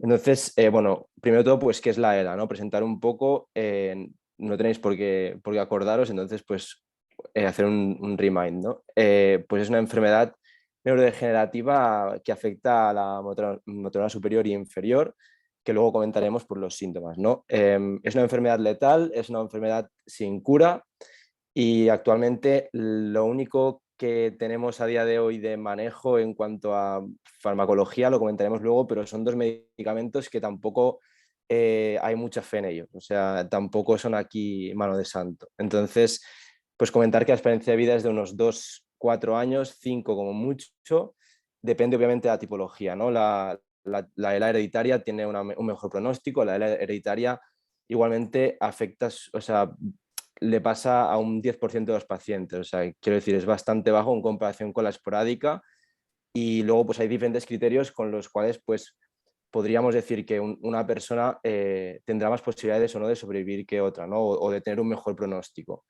Bueno, sobrevivir me refiero a durar un poquito más en el tiempo. Solo un 5% de todos los pacientes con ELA viven hasta 20 años. La incidencia pues roza aproximadamente, esta incidencia que hay puesta aquí es solo contando Europa, son unos 3 casos por cada 100.000 pacientes, o sea, está considerada una enfermedad rara, pero lo que nos sorprendió es que vimos un artículo en el cual se trataban pues diferentes, explicaba como qué mecanismos podían producir la ELA, o sea, por ejemplo, pues efectos a toxicidades o pesticidas y demás, y el artículo concluía diciendo que de cara al año 2040 hasta un 70% más o sea, la incidencia va a aumentar en un 70% de los casos, o sea, es bastante heavy. Entonces, la tipología, pues hay otra tercera clasificada, que es la ELA-PD, que es una ELA combinada con parkinsonismo y demencia y que se vio en la isla de Guam, ¿vale? Nada, este gráfico que veis aquí es más que nada comentar un poco pues, los inicios de la ELA, ¿no? La ELA clásica y cómo puede pues, ver un poco pues, que pueden tener un inicio en musculatura respiratoria, un inicio torácico mixto, no solo en superior e inferior. Entonces, comentar pues, los síntomas, ¿no? Los síntomas y signos en motora inferior, pues los síntomas, o sea, los signos típicos que sería pues el tema de la habilidad muscular, atrofia muscular, fasciculaciones, calambres, son los típicos de inferior, ¿no? Los de motora superior, pues si se empieza o cuando afecta a motora superior, pues serían pues espasticidad, el clonus, la hiperreflexia, pérdida de destreza. Y luego hay otros que son los de origen vulvar, que estos lo complican todo mucho más, que serían, pues, por ejemplo, la dificultad para expectorar, la dificultad para deglutir, la dificultad para articular palabras y se incluirían también la habilidad emocional. Entonces, bueno, aquí me gustaría comentar, no sé si os suena la canción de Arcade, bueno, es una de My Body is a Cage, se llama, que es que creo que lo define muy bien. Para mí, y bueno, puedo hablar también para Carlas, creemos que la ELA es de las peores enfermedades que existen porque, o sea, lo peor es que tú estás plenamente consciente, o sea, tú te quedas, la persona que padece se queda sea, es como que su cuerpo es una jaula, o sea, es como estar encerrado en tu cuerpo, o sea, tú no puedes hacer absolutamente nada, pero mientras estás consciente de todo lo que está pasando. Y obviamente hay ciertas excepciones en el cual se afecta pues psicológicamente, ¿no? Hay trastornos psicológicos, pero en general pues tú estás consciente de todo lo que está pasando en todo momento y estás encerrado y no puedes hacer nada al respecto. Y además sabes que tiene un desenlace fatal. Entonces, en cuanto al tratamiento médico, pues lo que os he comentado, ¿no? El tema del Riluzol y el Edarabone, que son los medicamentos que hay. Ahora comentarlo aquí, ¿no? El Riluzol es el que se aplica más, aumenta en cierta parte la esperanza de vida, pero para mí no es tanto, ni para Belini no es tanto el aumentar la esperanza de vida, sino el cómo llegas, ¿no? O sea, muy bien, me alarga la esperanza de vida, pero si llego en las mismas condiciones, pues tampoco creo que haya mucho cambio. Y el Edarabone, comentar por encima que primero que no se sabe cómo actúa en el cuerpo y luego que no está ni aceptado por la Agencia del Medicamento Europea, o sea, un poco desastre. Y luego el tema de la ventilación mecánica no invasiva e invasiva, que bueno, primero se pasa por la no invasiva, ¿no? El criterio para aplicar la no invasiva sería un 50% menos, o sea, una CVF inferior al 50%, ¿no? Una capacidad vital forzada. También signos clínicos de respiratorios notables, o por ejemplo que la persona se levante con niveles hipercápnicos o hipoxémicos bastante heavy. Y luego pasaría a la ventilación mecánica invasiva, que ya es cuando la persona pues, está peor y no se le puede aplicar con una mascarilla o bucal, o sea, se tiene que hacer directamente la traqueotomía. Tratamiento de fisioterapia, ¿no? Aquí es donde entra nuestra parte, la chicha, y sería básicamente pues comentar que vimos que nos gustó mucho esto porque nos dimos cuenta de que el ejercicio físico-terapéutico tiene muchos beneficios. Y coincide justo ahora en que estamos haciendo un curso de esto y que estamos muy contentos y que estamos viendo pues que todo lo que vimos en el trabajo pues ahora lo estamos viendo un poco más en la realidad, ¿no? O sea, realmente el ejercicio físico-terapéutico puedes conseguir que la persona llegue muy bien preparada o bastante bien preparada en comparación con la persona sedentaria. Trabajando pues ya sea pues todas las partes del cuerpo y demás, puede llegar mucho mejor preparada y con mejor calidad de vida. Por otra parte, el concepto de Bobacicabat, esto ya lo comentaremos más adelante, pero básicamente vimos que efectivamente estos también tienen un importante beneficio en el tema de la espasticidad, por ejemplo, ¿no? Del control motor. Y por último, y súper importante, y aquí es donde se fundamenta nuestro trabajo, en plan, es un 50% cada parte, es una parte a nivel total de ejercicio físico-terapéutico y demás, y otra que es el complemento respiratorio, o sea, las personas con ELA hasta la primera causa de morimortalidad en la ELA son los problemas respiratorios. Por tanto, sobra decir que hay que tratarlos, ¿no? Y hemos visto que la fisioterapia respiratoria también conlleva muchos beneficios. A todo esto incluir que justo nos pilló en pandemia y que pues muchos pacientes, ¿no? El tema de cómo trabajo desde casa y demás, pues cogimos artículos en cuanto a rehabilitación, ¿no? En cómo tratar a los pacientes desde casa. Bueno, no sé si lo he comentado y ya ahora daré turno a Belini, no a Carlas, a mi compañero, que básicamente bueno, nuestro trabajo es una revisión. O sea, nosotros no tuvimos la oportunidad de traer esto a vida real, sino que es una revisión sistemática. O sea, está basado en artículos fiables.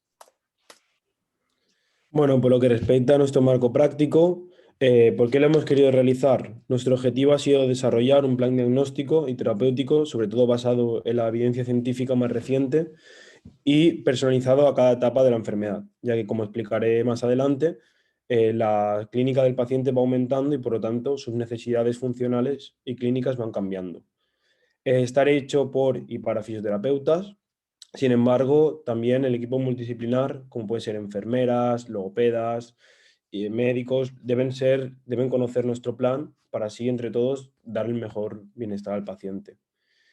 Y finalmente, ¿para quién? Sobre todo para pacientes diagnosticados de ELA, ya que y también pacientes que tengan, o sea, que sean sospecha de que tienen esta enfermedad, ya que muchas veces estos pacientes, debido a la variabilidad clínica, hasta un 40% de la población clínica sufre errores de diagnóstico. Entonces, ¿cómo podemos diagnosticar desde el ámbito de fisioterapia a un paciente con ELA? Nosotros, después de hacer una revisión bibliográfica, nos dimos cuenta que hay una escala que es súper importante, que es la escala de ALS-FRSR, que esa escala, desde el 92, es la escala esencial para valorar a nivel funcional los pacientes que padecen la enfermedad. Sin embargo, también hemos añadido otras escalas, como pueden ser la EVA de la fatiga, ya que el componente respiratorio hace que en múltiples ocasiones tengan esta sensación de ahogo, como la disnea, y también, aunque a pesar de que no es patonómico de la enfermedad, pueden padecer dolor debido a los acortamientos musculares, a la espasticidad, entre otros. La escala del CFRSR básicamente valora 4 ítems que son muy importantes durante la enfermedad, como pueden ser el sistema respiratorio, que lo podemos valorar también con el PIM, el PEM, presión inspiratoria máxima, el SNP test y el peak flow. Después de la motilidad fina, la escala de Daniels y la escala de Ashworth. Nosotros creíamos que se podían aplicar más, sin embargo, estas son las que se mencionaban en la recerca bibliográfica.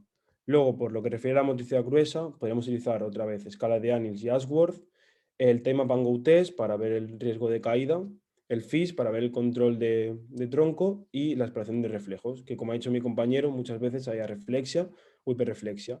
Y finalmente también tiene en cuenta el sistema vulvar, que en este caso, cuando diagnostiquemos que tiene un problema de este sistema o de estas características, deberíamos derivar al equipo multidisciplinar correspondiente. Vale, hemos decidido dividir los pacientes en 3 etapas, según también la clasificación de Dalbelo-Haas, que es una fisioterapeuta canadiense que investiga la enfermedad en la universidad. Y bueno, primeramente tenemos la etapa inicial, donde el paciente es totalmente independiente de las OPD o necesita poca ayuda, es capaz de realizar la marcha, no tiene problemas respiratorios, a pesar de ellos debemos trabajar la musculatura respiratoria, y tampoco tiene problemas a nivel del sistema vulvar. Después, la etapa intermedia es cuando el paciente ya perdió la capacidad de realizar la marcha, sin embargo, son capaces de estar en sedestación, con un buen control de tronco, empiezan a ver los problemas del sistema respiratorio y además puede haber alguna afectación vulvar. Que estos dos los hemos incluido en esta guía clínica, que solo que, según según lo que hemos encontrado en los artículos, es cuando la fisioterapia tiene evidencia científica. Y finalmente, la etapa final, que no hemos encontrado que la fisioterapia tenga evidencia científica, a pesar que sería interesante investigar en un futuro, es cuando el paciente ya está en una etapa paliativa, ya lleva la ventilación mecánica invasiva, la traqueostomía, no puede hablar, no puede tragar, seguramente llevará una gastrostomía también, y es la etapa más paliativa y el final de vida de la etapa del paciente. Bueno, durante la etapa inicial, como ha comentado mi compañero, el ejercicio físico terapéutico es esencial mediante gran cantidad de ejercicios, como puede ser, en este caso, propusimos los AROM, que son ejercicios adaptados a las capacidades funcionales del paciente. También podríamos utilizar un ciclo ergómetro, una bicicleta estática, también trabajos de fuerza-resistencia, siempre adaptado a las características clínicas del paciente.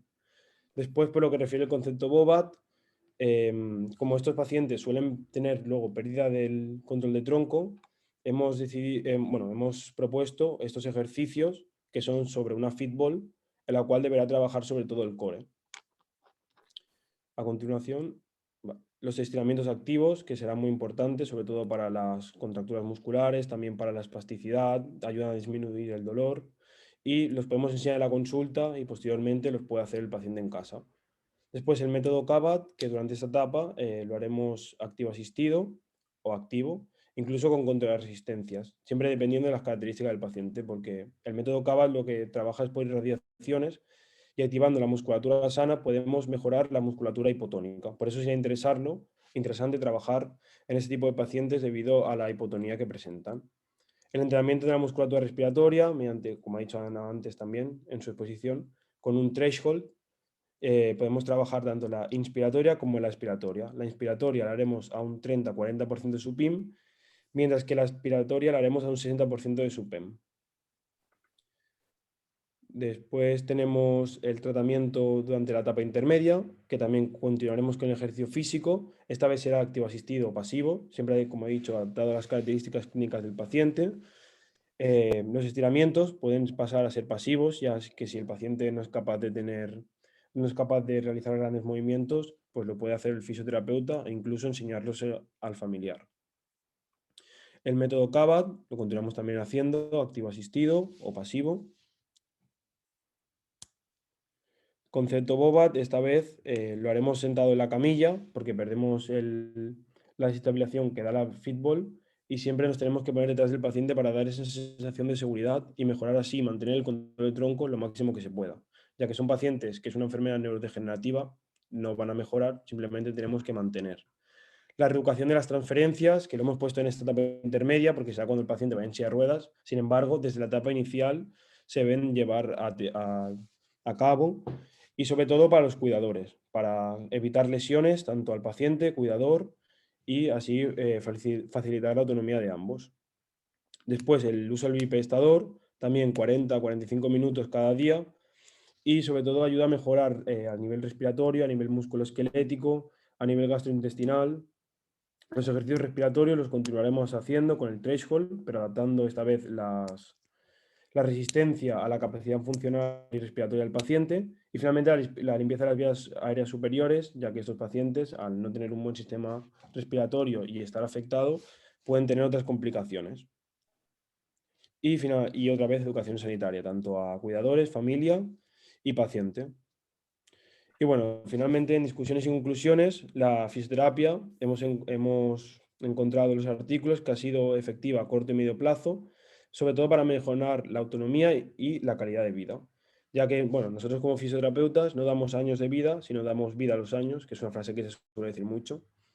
La sintomatología y las complicaciones se pueden tratar con fisioterapia, sobre todo a nivel respiratorio, que resulta esencial para que el paciente pueda acoger alguna infección. El ejercicio físico terapéutico junto con estiramientos, el concepto Bobat y el método CABAT resultan esenciales para el tratamiento de los pacientes. La fisioterapia respiratoria se hará desde el día 1, a pesar de que el paciente esté en una etapa inicial y no presente ninguna clínica del aparato respiratorio, se debe ir haciendo para luego en el futuro evitar posibles complicaciones. Y finalmente creemos que es necesaria la investigación de los beneficios que pueden obtener estos pacientes a largo plazo, sobre todo en etapa final, porque creemos que se pueden beneficiar de la fisioterapia para mejorar su calidad de vida y sobre todo acompañarles durante la etapa final de la vida. Y finalmente, bueno, hemos puesto esta frase que es de Stephen Hawking, que seguramente todos conocéis, es la persona más famosa que ha padecido esta enfermedad, y bueno, que la inteligencia es la habilidad de adaptarnos al cambio, que al fin y al cabo es lo que tenemos que hacer con nuestros pacientes, conseguir que sean funcionales y autónomos teniendo en cuenta sus capacidades. Y bueno, si tenéis alguna pregunta, pues estamos a vuestra disposición. Gracias. Muchas gracias, Carlas y Gabriel, por vuestra ponencia.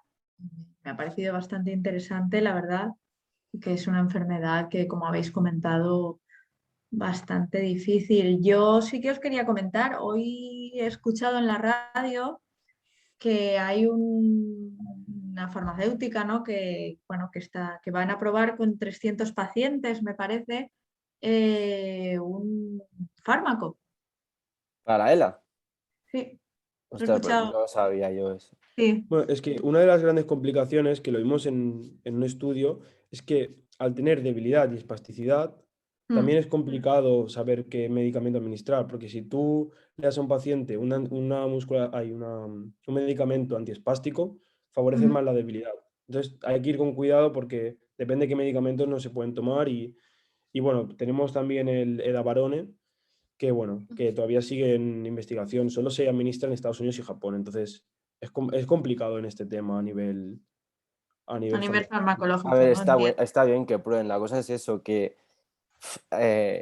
o sea, lo que ha dicho mi compañero, ¿no? Que dices, vale, alargamos un poco más la vida, ¿no? Pero es que al final son los propios pacientes los que te piden que ya no quieren vivir más. O sea, Normal.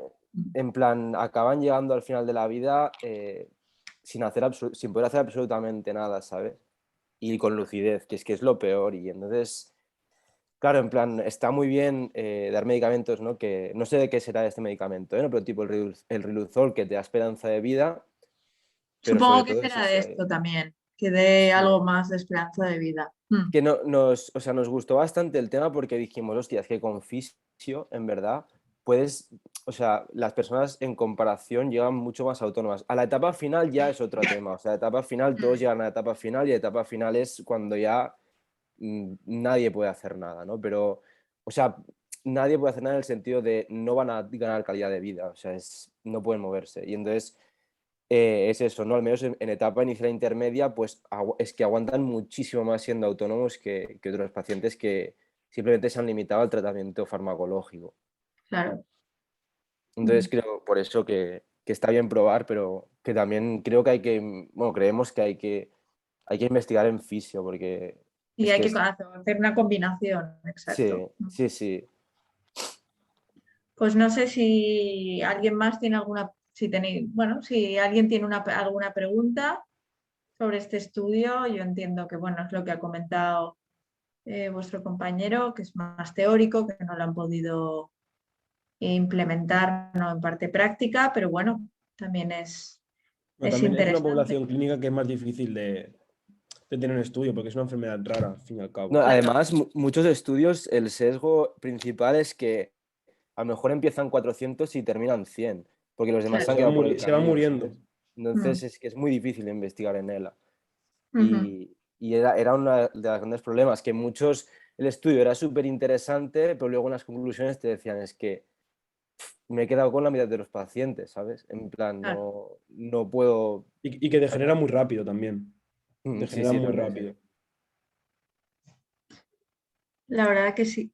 Mira, tengo una pregunta de Alicia Martínez que dice: enhorabuena por vuestra ponencia. ¿Habéis encontrado en vuestra revisión el tratamiento de la ELA en etapas iniciales en el medio acuático? Sí, mira, justo vimos un documento que está, bueno, está en nuestro trabajo, o sea, la referencia, que era si no recuerdo mal, o sea, era del Ministerio de España. Y que justo hablaba también del medio acuático, porque realmente cuando tú metes a una persona en el medio acuático, desgrabas el movimiento y por lo tanto estos pacientes que tienen espasticidad, que tienen debilidad, meter a un paciente en un medio acuático a hacer hidroterapia también es interesante de trabajar. Lo único que no lo hemos incluido o sea, no lo hemos incluido dentro del tratamiento porque trabajar en el medio acuático y más con pacientes sobre todo que van en silla de ruedas, que tienen dificultad, sobre todo en etapas iniciales sí, en etapas más avanzadas, como tiene la disfagia, el hecho de meterlos en el agua podemos hacer que se atraganten o tengan broncoaspiraciones o que tengan alguna dificultad. Pero sí que lo hemos encontrado. Sí, yo también me acuerdo de este estudio. Y creo que, además, si fuese posible, en plan, por ejemplo, que en tema vulvar estuviesen bien, esto no sé si lo ponía, pero creo que sería interesante a nivel acuático porque en etapas intermedias es como hacerlo activo, o sea, es como hacerlo activo asistido, ¿sabes? En plan, no trabajas con el momento de la gravedad, por tanto, le es mucho más fácil. Y si tienes que entrar tú con él y ayudarle a moverse, pues mejor también, ¿no? Además que el medio acuático muchas veces es muy agradable también. O sea, que sería... O sea, solo encontramos de hecho, una parte del trabajo la íbamos a poner de hidroterapia, pero es que había falta de estudios y muchos eran... Evidencia, solo tenemos ahí. Sí, y muchos eran que no estaban ni en PubMed, ni en ningún sitio, ni Well Square, ni nada. Eran gente que escribía y decía, pues yo pienso tal. Y es como, bueno, vale, sí, pero demuéstramelo, ¿sabes? Entonces, nada. Y gracias por la pregunta. Alicia creo que se llamaba, ¿no? Sí, muchas gracias. No sé si alguien más tiene alguna otra pregunta o Alicia, ¿quieres abordar también algo más?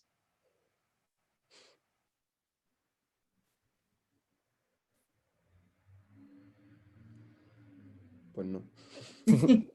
Parece ser que no. Bueno, damos las gracias también a Alicia por su pregunta y bueno, daros también las gracias a vosotros por haber abordado un tema tan importante como este y por haber estado con nosotros y Gracias a haberlo. vosotros por la oportunidad. Nada, muchísimas gracias. Pues nada, vamos a pasar a la siguiente ponencia que versa sobre prevención primaria del Osgood Slater en jugadores de baloncesto masculinos de 10 a 12 años. con Pau Martínez Martínez, quien es graduado en fisioterapia, fisioterapeuta de la Clínica Universitaria de la Universidad de Manresa, Fundación Universitaria del Vallès y del Club Esportiu Moyà. Asimismo, es profesor colaborador en el grado de fisioterapia de la Facultad de Ciencias de la Salud de Manresa, en las asignaturas de práctico. Así que, Pau, si estás por ahí, estás preparado, todo tuyo. Vale, perfecto.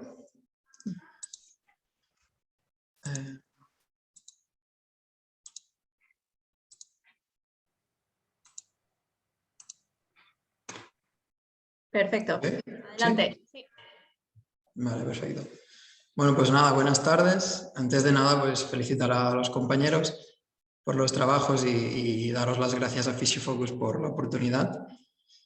Y nada, yo voy a presentar mi trabajo de final de grado. Es una propuesta de intervención, por lo tanto no se ha llevado a cabo, sino que se ha hecho solo la propuesta. Y esta propuesta es la prevención primaria de los Guttschlatter en jugadores de baloncesto masculinos de 10 a 12 años. Los Guttschlatter es un síndrome de uso excesivo caracterizado por dolor y aumento de la superficie del tendón rotuliano en la zona de inserción tibial. Este consiste en una tracción de la apófisis de la tuberosidad tibial anterior, la TTA, y es causada por un esfuerzo y un estrés repetitivo a la musculatura del cuádriceps. Esta patología suele ocurrir en niños de 12 a 15 años y en niñas de los 8 a los 12, normalmente coincidiendo con su brote de crecimiento más grande. Ocurre en niños que practican deporte regularmente, entre el 13 y el 21% de estos, por lo tanto está más presente de lo que solemos ver o pensar, y es sobre todo presente en deportes con carga elevada, en acciones de correr o de salto, como pueden ser el baloncesto, el fútbol o el vóley. Entonces, se han descrito varios factores de riesgo que pueden favorecer a la aparición de esta patología, como son un aumento de tensión muscular del recto femoral o del cuádriceps en sí, un acortamiento de este, una tensión y falta de elasticidad de los isquiotibiales y el tríceps sural, un índice de masa corporal elevado, la estabilidad del core reducida, una alta carga de actividad física, que este es un aspecto importante pero que va a ser muy difícil de controlar, y un control motor de la extremidad inferior que no es bueno. Entonces, esta patología en muchos casos provoca la necesidad de disminuir la actividad física, sobre todo la de adolescentes que practican deportes de competición, y esta actividad física se puede parar desde semanas hasta meses. Entonces, la patología en sí suele durar de 12 a 18 meses, aunque los brotes más agudos son menores, y por lo tanto esto disminuye la participación y sobre todo el rendimiento de estos jugadores. Otra cosa que es importante decir es que no hay estudios previos sobre la prevención de esta patología. Por lo tanto, por todo esto es necesario, o hemos visto que es necesario desarrollar un protocolo de prevención a través de la literatura existente en el estudio de estos factores de riesgo que ayudan o que predispongan a desarrollar esta patología. Al final, encontrar una prevención para esta patología va a tener un beneficio tanto individual, ¿no?, para la persona, que va a sufrir mucho, ya no físicamente, sino también a nivel psicológico, pero también va a tener un beneficio grupal, ¿no?, para el club, porque al final que disminuye el rendimiento de un jugador comporta también, afecta en el equipo. Entonces, en este estudio se van a coger a 4 equipos de una parte de Cataluña, de la Cataluña central, que jueguen al nivel más alto de la categoría de minibásquet. Cada equipo está formado por 11 jugadores aproximadamente, por lo tanto habrá un total de 44 jugadores aproximadamente. Estos equipos jugarán en la misma categoría, que es la más alta de su edad, y esto se hace porque van a tener el mismo número de entrenamientos todos, que en este caso son 3, y una duración, carga física e intensidad muy similares. Entonces, para participar en este estudio Como criterios de inclusión, tienen que formar parte, evidentemente, de uno de estos equipos, tener entre 10 y 12 años y llevar a cabo 3 entrenamientos a la semana de una duración de 1 hora y media aproximadamente. A nivel de criterios de exclusión, no van a poder participar o se quedarán fuera de, aunque sea en medio del estudio, personas con patologías graves de rodilla previas, presentar o haber sufrido anteriormente Osgood-Schlatter, patologías que pueden alterar estos resultados o lesiones de larga duración que evidentemente condicionarían los resultados. A nivel del diseño de este estudio, se va a hacer un estudio piloto controlado debido a la falta de estudios previos que desarrollen un trabajo de prevención de esta patología. Este estudio va a tener un grupo de intervención con 2 equipos y un grupo control con los otros 2 equipos a lo largo de una temporada, es decir, de septiembre a mayo, que esto significa un total de 9 meses de competición. Entonces, la asignación de los equipos a cada grupo será aleatoria por clústeres mediante números aleatorios y cada equipo recibirá un sobre con el grupo al cual pertenece. A nivel de la intervención propia, el grupo de intervención va a realizar un programa de entrenamiento neuromuscular y un protocolo de estiramientos. El entrenamiento será previo a la sesión y el protocolo de estiramientos después. Todo este protocolo se va a llevar a cabo 2 días a la semana bajo la supervisión de los fisioterapeutas o entrenadores del club que habrán estado formados previamente. Y va a tener 3 fases diferentes para favorecer la variabilidad y la progresión de este protocolo. Por otro lado, el grupo control realizará la sesión habitual de entrenamiento sin ninguna de las 2 partes que se proponen para el grupo de intervención. Aquí podemos ver algunos ejemplos de ejercicios que se llevarían a cabo en esta intervención y un poco su progresión a lo largo de estas 3 fases. Y también un poco el cronograma de esta intervención. Las variables que se van a mesurar en este estudio es la extensibilidad del cuádriceps mediante el test de Thomas modificado, la extensibilidad de los isquiotibiales mediante el SLR test, la extensibilidad de los del tríceps oral con varios test de flexión dorsal de tobillo, la fuerza del cuádriceps con un dinamómetro, el equilibrio dinámico de la extremidad inferior con el E-Balance Test, el índice de masa corporal con una báscula y un tallímetro y la presencia de los Osgood-Schlatter mediante una exploración física donde se observa una prominencia de la TTA, dolor a la palpación de esta tuberosidad, dolor a la extensión resistida de rodilla y un posible engrosamiento del tendón rotulino.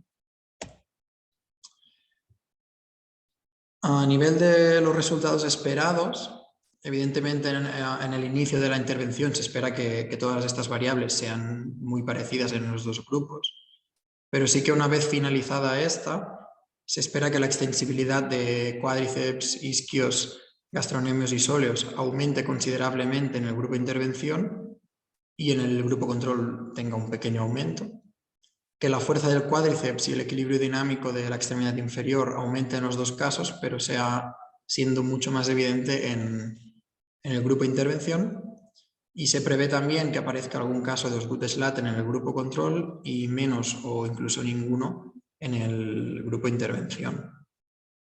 A nivel de análisis de datos, solo 2 pinceladas, es que se va a comprobar la normalidad con la prueba Kolmogorov-Smirnov y a las variables cuantitativas con una distribución normal se les aplicaría la prueba de Student si fuera posible. A nivel de implicaciones que puede tener este estudio, es que si los resultados son los esperados, es decir, que el grupo de intervención no presenta casos con Osgood-Schlatter o muy pocos en comparación con el grupo control, podríamos estimar que trabajando sobre todos estos factores de riesgo vamos a disminuir la prevalencia de los Osgood-Schlatter, que si el grupo de intervención presenta una mayor extensibilidad en toda la musculatura de la que hemos hablado, vamos a disminuir la tensión en la tuberosidad tibial anterior, que es el mecanismo principal que favorece a padecer esta lesión. También podríamos estimar que el trabajo neuromuscular para mejorar el control motor y el equilibrio de la extremidad inferior es bueno y es adecuado para la prevención de esta patología y para otras lesiones de rodilla. Y evidentemente que serían también necesarios futuros estudios de mayor calidad para seguir investigando sobre el programa más adecuado para esta patología, ¿no? Teniendo en cuenta que hasta la fecha no hay ningún protocolo que trate de prevenir esta patología. Ya como fortalezas y limitaciones, las limitaciones que podría tener este estudio es que la muestra no es representativa, debido a que se lleva a cabo un estudio piloto. Por lo tanto, ahí existe la posibilidad de que los resultados no sean extrapolables a toda la población. Y es posible también que el seguimiento sea insuficiente por la larga duración que tiene esta patología, que puede aparecer a lo largo de un año o más adelante. Y sí que a nivel de fortalezas, en este estudio se engloba un trabajo neuromuscular y de estiramientos musculares en una sola intervención. Se han tenido en cuenta, evidentemente, las pérdidas o posibles pérdidas que puedan haber y los fisioterapeutas están cegados. Y sobre todo es que el coste económico de esta intervención es muy bajo, porque al final el material es muy sencillo y la mayoría de clubes ya disponen de este. Y las horas del fisioterapeuta del club son las mismas que va a dedicar para hacer esta intervención. Entonces el coste, tanto para el club como para los investigadores, es muy, muy bajo. Y nada, muchas gracias por vuestra atención y espero que os haya gustado. Muchas gracias, Pau, por tu intervención y por tu ponencia. Damos paso a la parte de preguntas. Creo que también ha sido un tema diferente, interesante. No sé si alguien tendríais alguna pregunta. Si no, Pau, si quieres comentar algo, las dificultades que te encontraste a la hora de llevar a cabo tu trabajo.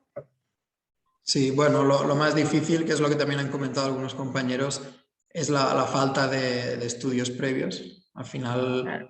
como he dicho, no hay ningún estudio que busque hacer lo que he propuesto yo, no hay ningún estudio que hable sobre la prevención, entonces no había ningún estudio en que basarse. Solo existen algunos estudios, y aún así son muy, muy pocos, sobre los factores de riesgo o incluso el tratamiento de esta patología, pero no hay ninguno que hable sobre la prevención. Entonces, bueno, fue un poco difícil en este sentido. Claro, sí que estaría bien que se pudiese llevar a cabo de manera, bueno, práctica, ¿no? Para ver qué tal, cómo funciona y demás. No sé si, Sí. ¿no? Tienes... No, la verdad es una patología que tiene muy buen pronóstico y en la mayoría de casos se suele solucionar. Y quizás es por este motivo que no hay muchos estudios. Lo que sí que es verdad que, bueno, ya se ha visto que entre el 13 y el 21% de los jugadores que juegan lo padecen y al final, bueno, puede llegar a ser bastante incapacitante porque disminuye el rendimiento durante un año o más. Entonces, yo creo que puede ser interesante estudiar un poco más. Pues sí. No sé si alguien tiene alguna pregunta. Aina, Alicia, venga, que ya se ha mojado, venga. Eva, Sergio. No sé si alguno de los ponentes también. María, que le toca ahora, Carlas o Gabriel, Ana.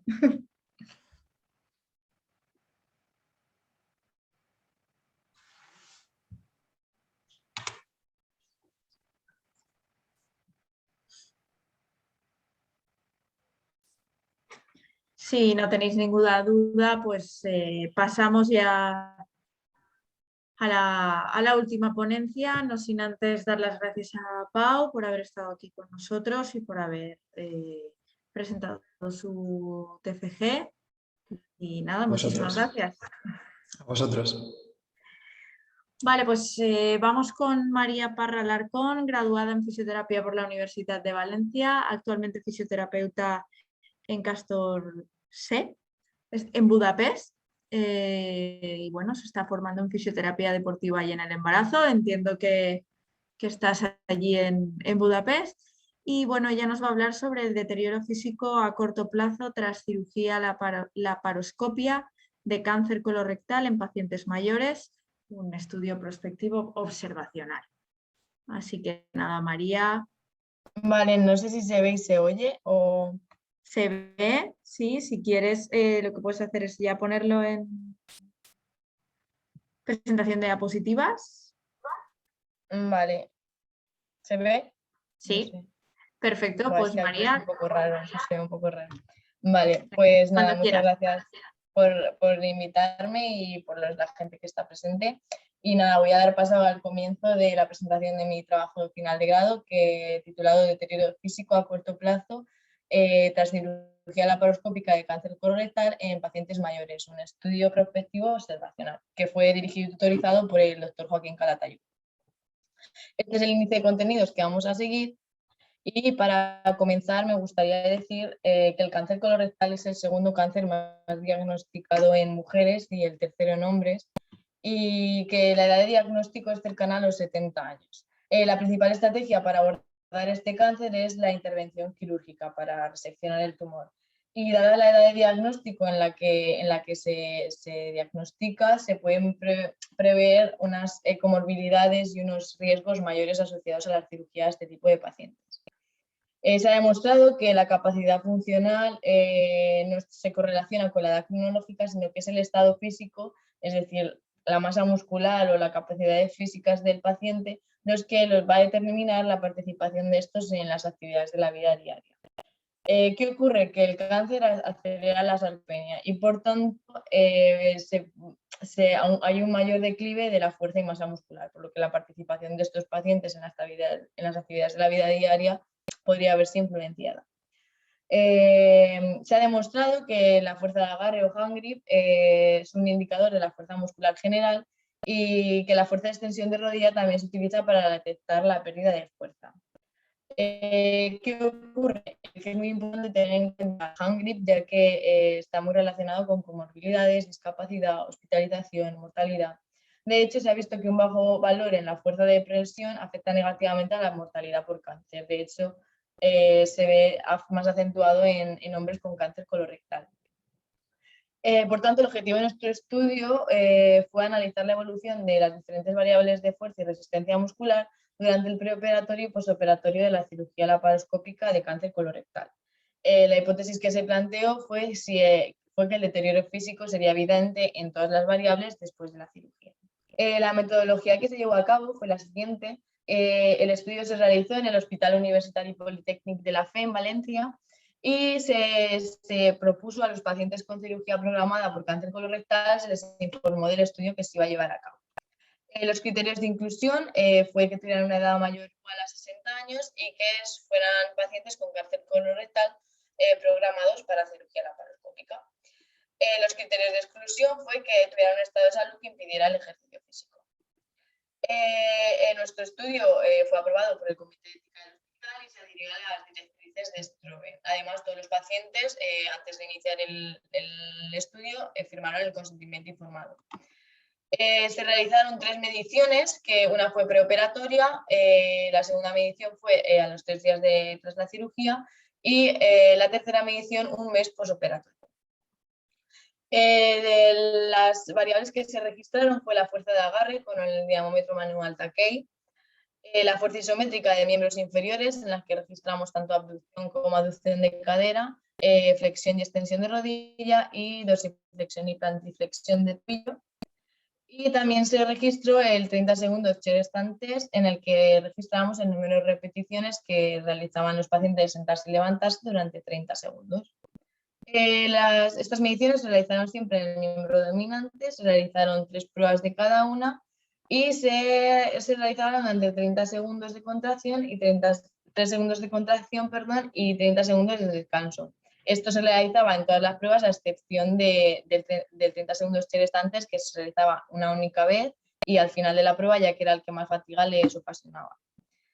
Los datos estadísticos fueron analizados en el SPS en la versión 26 y se comprobó que tuvieran una distribución normal y se analizaron con ANOVA de medidas repetidas. Además, los datos se consideraron significativos con una P menor o igual a 0,05. Los resultados que obtuvimos fueron los siguientes, y es que se analizaron un total de 10 sujetos, de los cuales el 70% eran varones, y tenían una media de edad cercana a los 70 años, alrededor de los 70 años. Y estos fueron los datos demográficos extraídos al inicio del estudio. Los resultados que encontramos fueron los siguientes y fueron diferencias significativas en 3 de las variables, con una disminución tanto en la fuerza de agarre como con la extensión de rodilla y con una tendencia estadística a la significación en el 30 segundos restantes. Ahora después analizaremos qué repercusiones o qué es lo que significan estos resultados. Para ello, hay que destacar pues, que se observaron estas disminuciones significativas en las capacidades físicas a corto plazo en pacientes mayores de 70 años que se sometieron a la cirugía laparoscópica. ¿Qué ocurre? Que son numerosos los factores, tanto musculares como nerviosos, los que favorecen este declive de fuerza fisiológico que se asocia con el envejecimiento. Habría que destacar que, claro, nuestros pacientes se ven afectados por la caquexia, ya que el 50% de los pacientes con cáncer colorectal pueden presentar caquexia, por lo que este declive de fuerza fisiológico, que ya es normal o es más habitual encontrarlo en este tipo de pacientes por el rango de edad en el que se encuentran, este deterioro se ve acentuado por la presencia del cáncer.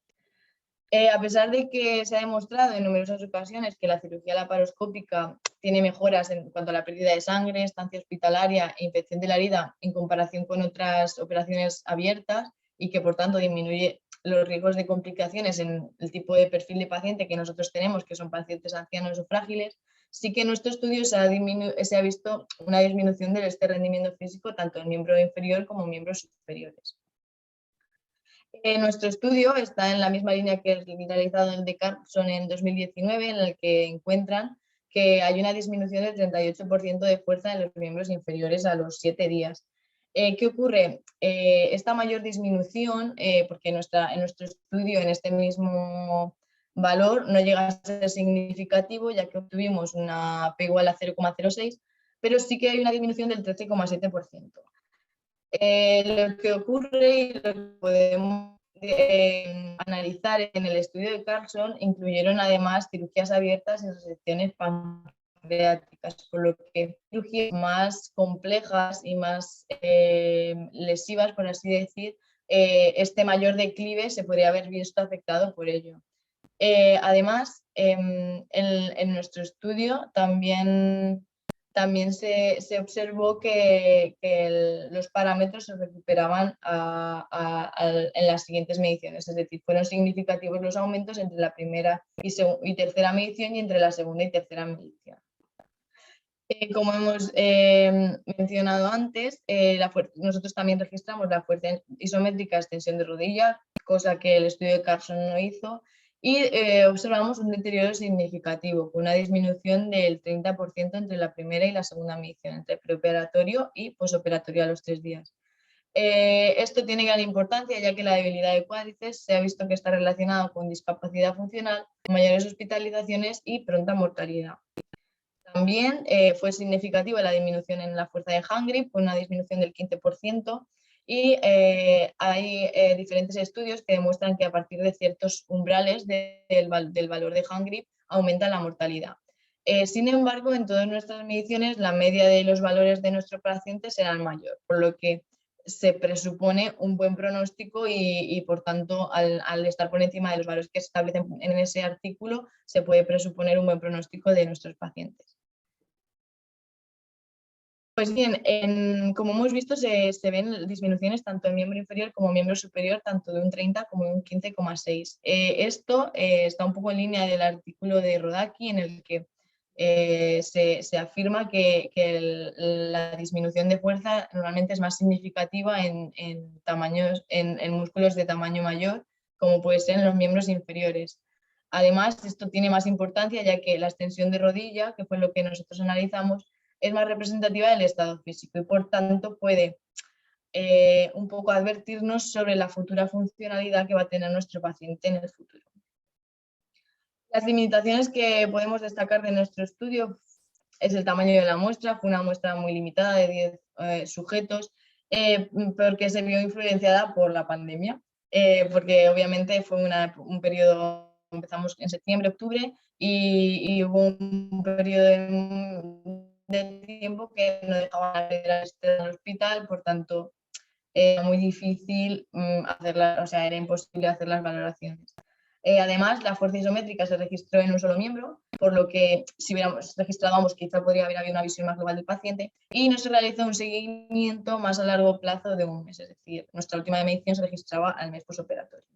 Sin embargo, a pesar de estas limitaciones, sí que hemos conseguido demostrar un deterioro posoperatorio después de la cirugía laparoscópica, por lo que futuras investigaciones se deberían centrar en intervenciones prequirúrgicas para mejorar la fuerza de agarre y miembros inferiores, ya que con nuestro estudio presuponemos que se van a ver afectados. Y bueno, y paso a leer las conclusiones, tengo que salirme porque no nos dejaban ponerlas en nuestro TFG, entonces las leo desde aquí, ¿vale?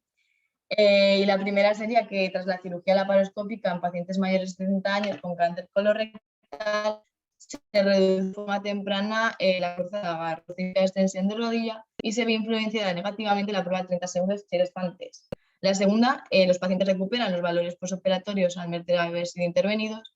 Y la tercera, nuestro estudio puede beneficiar a las futuras investigaciones que tengan como objetivo la mejora del estado preoperatorio de los pacientes que se vayan a someter a este tipo de cirugía.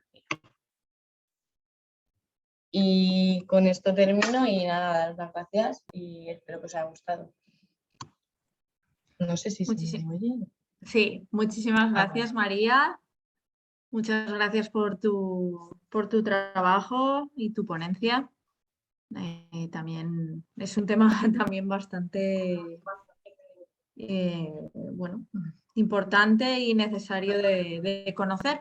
No sé si tenéis alguna pregunta, alguna duda aquí en este trabajo, por lo que sí que he visto es que ha sido más práctico, ¿no? que teórico, entonces María ha tenido la oportunidad de poder poner en práctica, ¿no? lo que estaba estudiando en su estudio. Entonces, bueno, pues no sé si tenéis alguna pregunta, os interesaría saber algo. María, ¿nos quieres contar un poco las dificultades que tuviste? Bueno, yo ahora que como en el TFG por falta de tiempo y formalidades no podíamos, pero yo sobre todo agradecer a todos los pacientes, que aunque fueron pocos, porque realmente en comparación con otros estudios no es mucho, pero agradecer a los pacientes participar porque realmente era donarnos su tiempo y en la situación en la que están y normalmente el perfil de paciente que teníamos eran pacientes mayores y la cirugía, todo el que supone, la situación en la que estaban, que iba a la habitación a visitarles. Entonces, sobre todo, tanto a mi tutor por la oportunidad y sobre todo a los pacientes por y el donarnos su tiempo a ellos la ciencia avanza, o sea que... Pues sí, la verdad que sí. Muchísimas gracias, María. Bueno, no sé si queréis estirar un poco y hacer alguna pregunta o si por el contrario queréis que lo dejemos aquí y demos por concluida la jornada. Lo dejo en vuestras manos.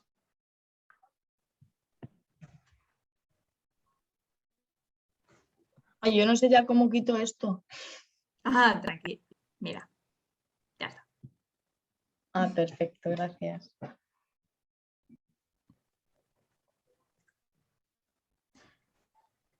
No sé, no veo que nadie tenga ninguna pregunta, entonces si no tenéis ninguna otra pregunta, pues damos por concluida la cuarta convocatoria al premio al mejor trabajo final de grado de fisioterapia, no sin antes agradeceros a todos los que habéis estado con nosotros, los ponentes y los poquitos asistentes que hemos tenido, pero bueno, Como ya os hemos comentado, quedará grabada y podréis verla siempre que deseéis. Esperamos que os haya gustado y nos vemos pronto. Sí que deciros que Alicia os dice que gracias a todos los TFGs han sido muy, muy interesantes, o sea que se agradece que no haya habido preguntas, pero se agradece que bueno, pues eso, que tengáis ese agradecimiento.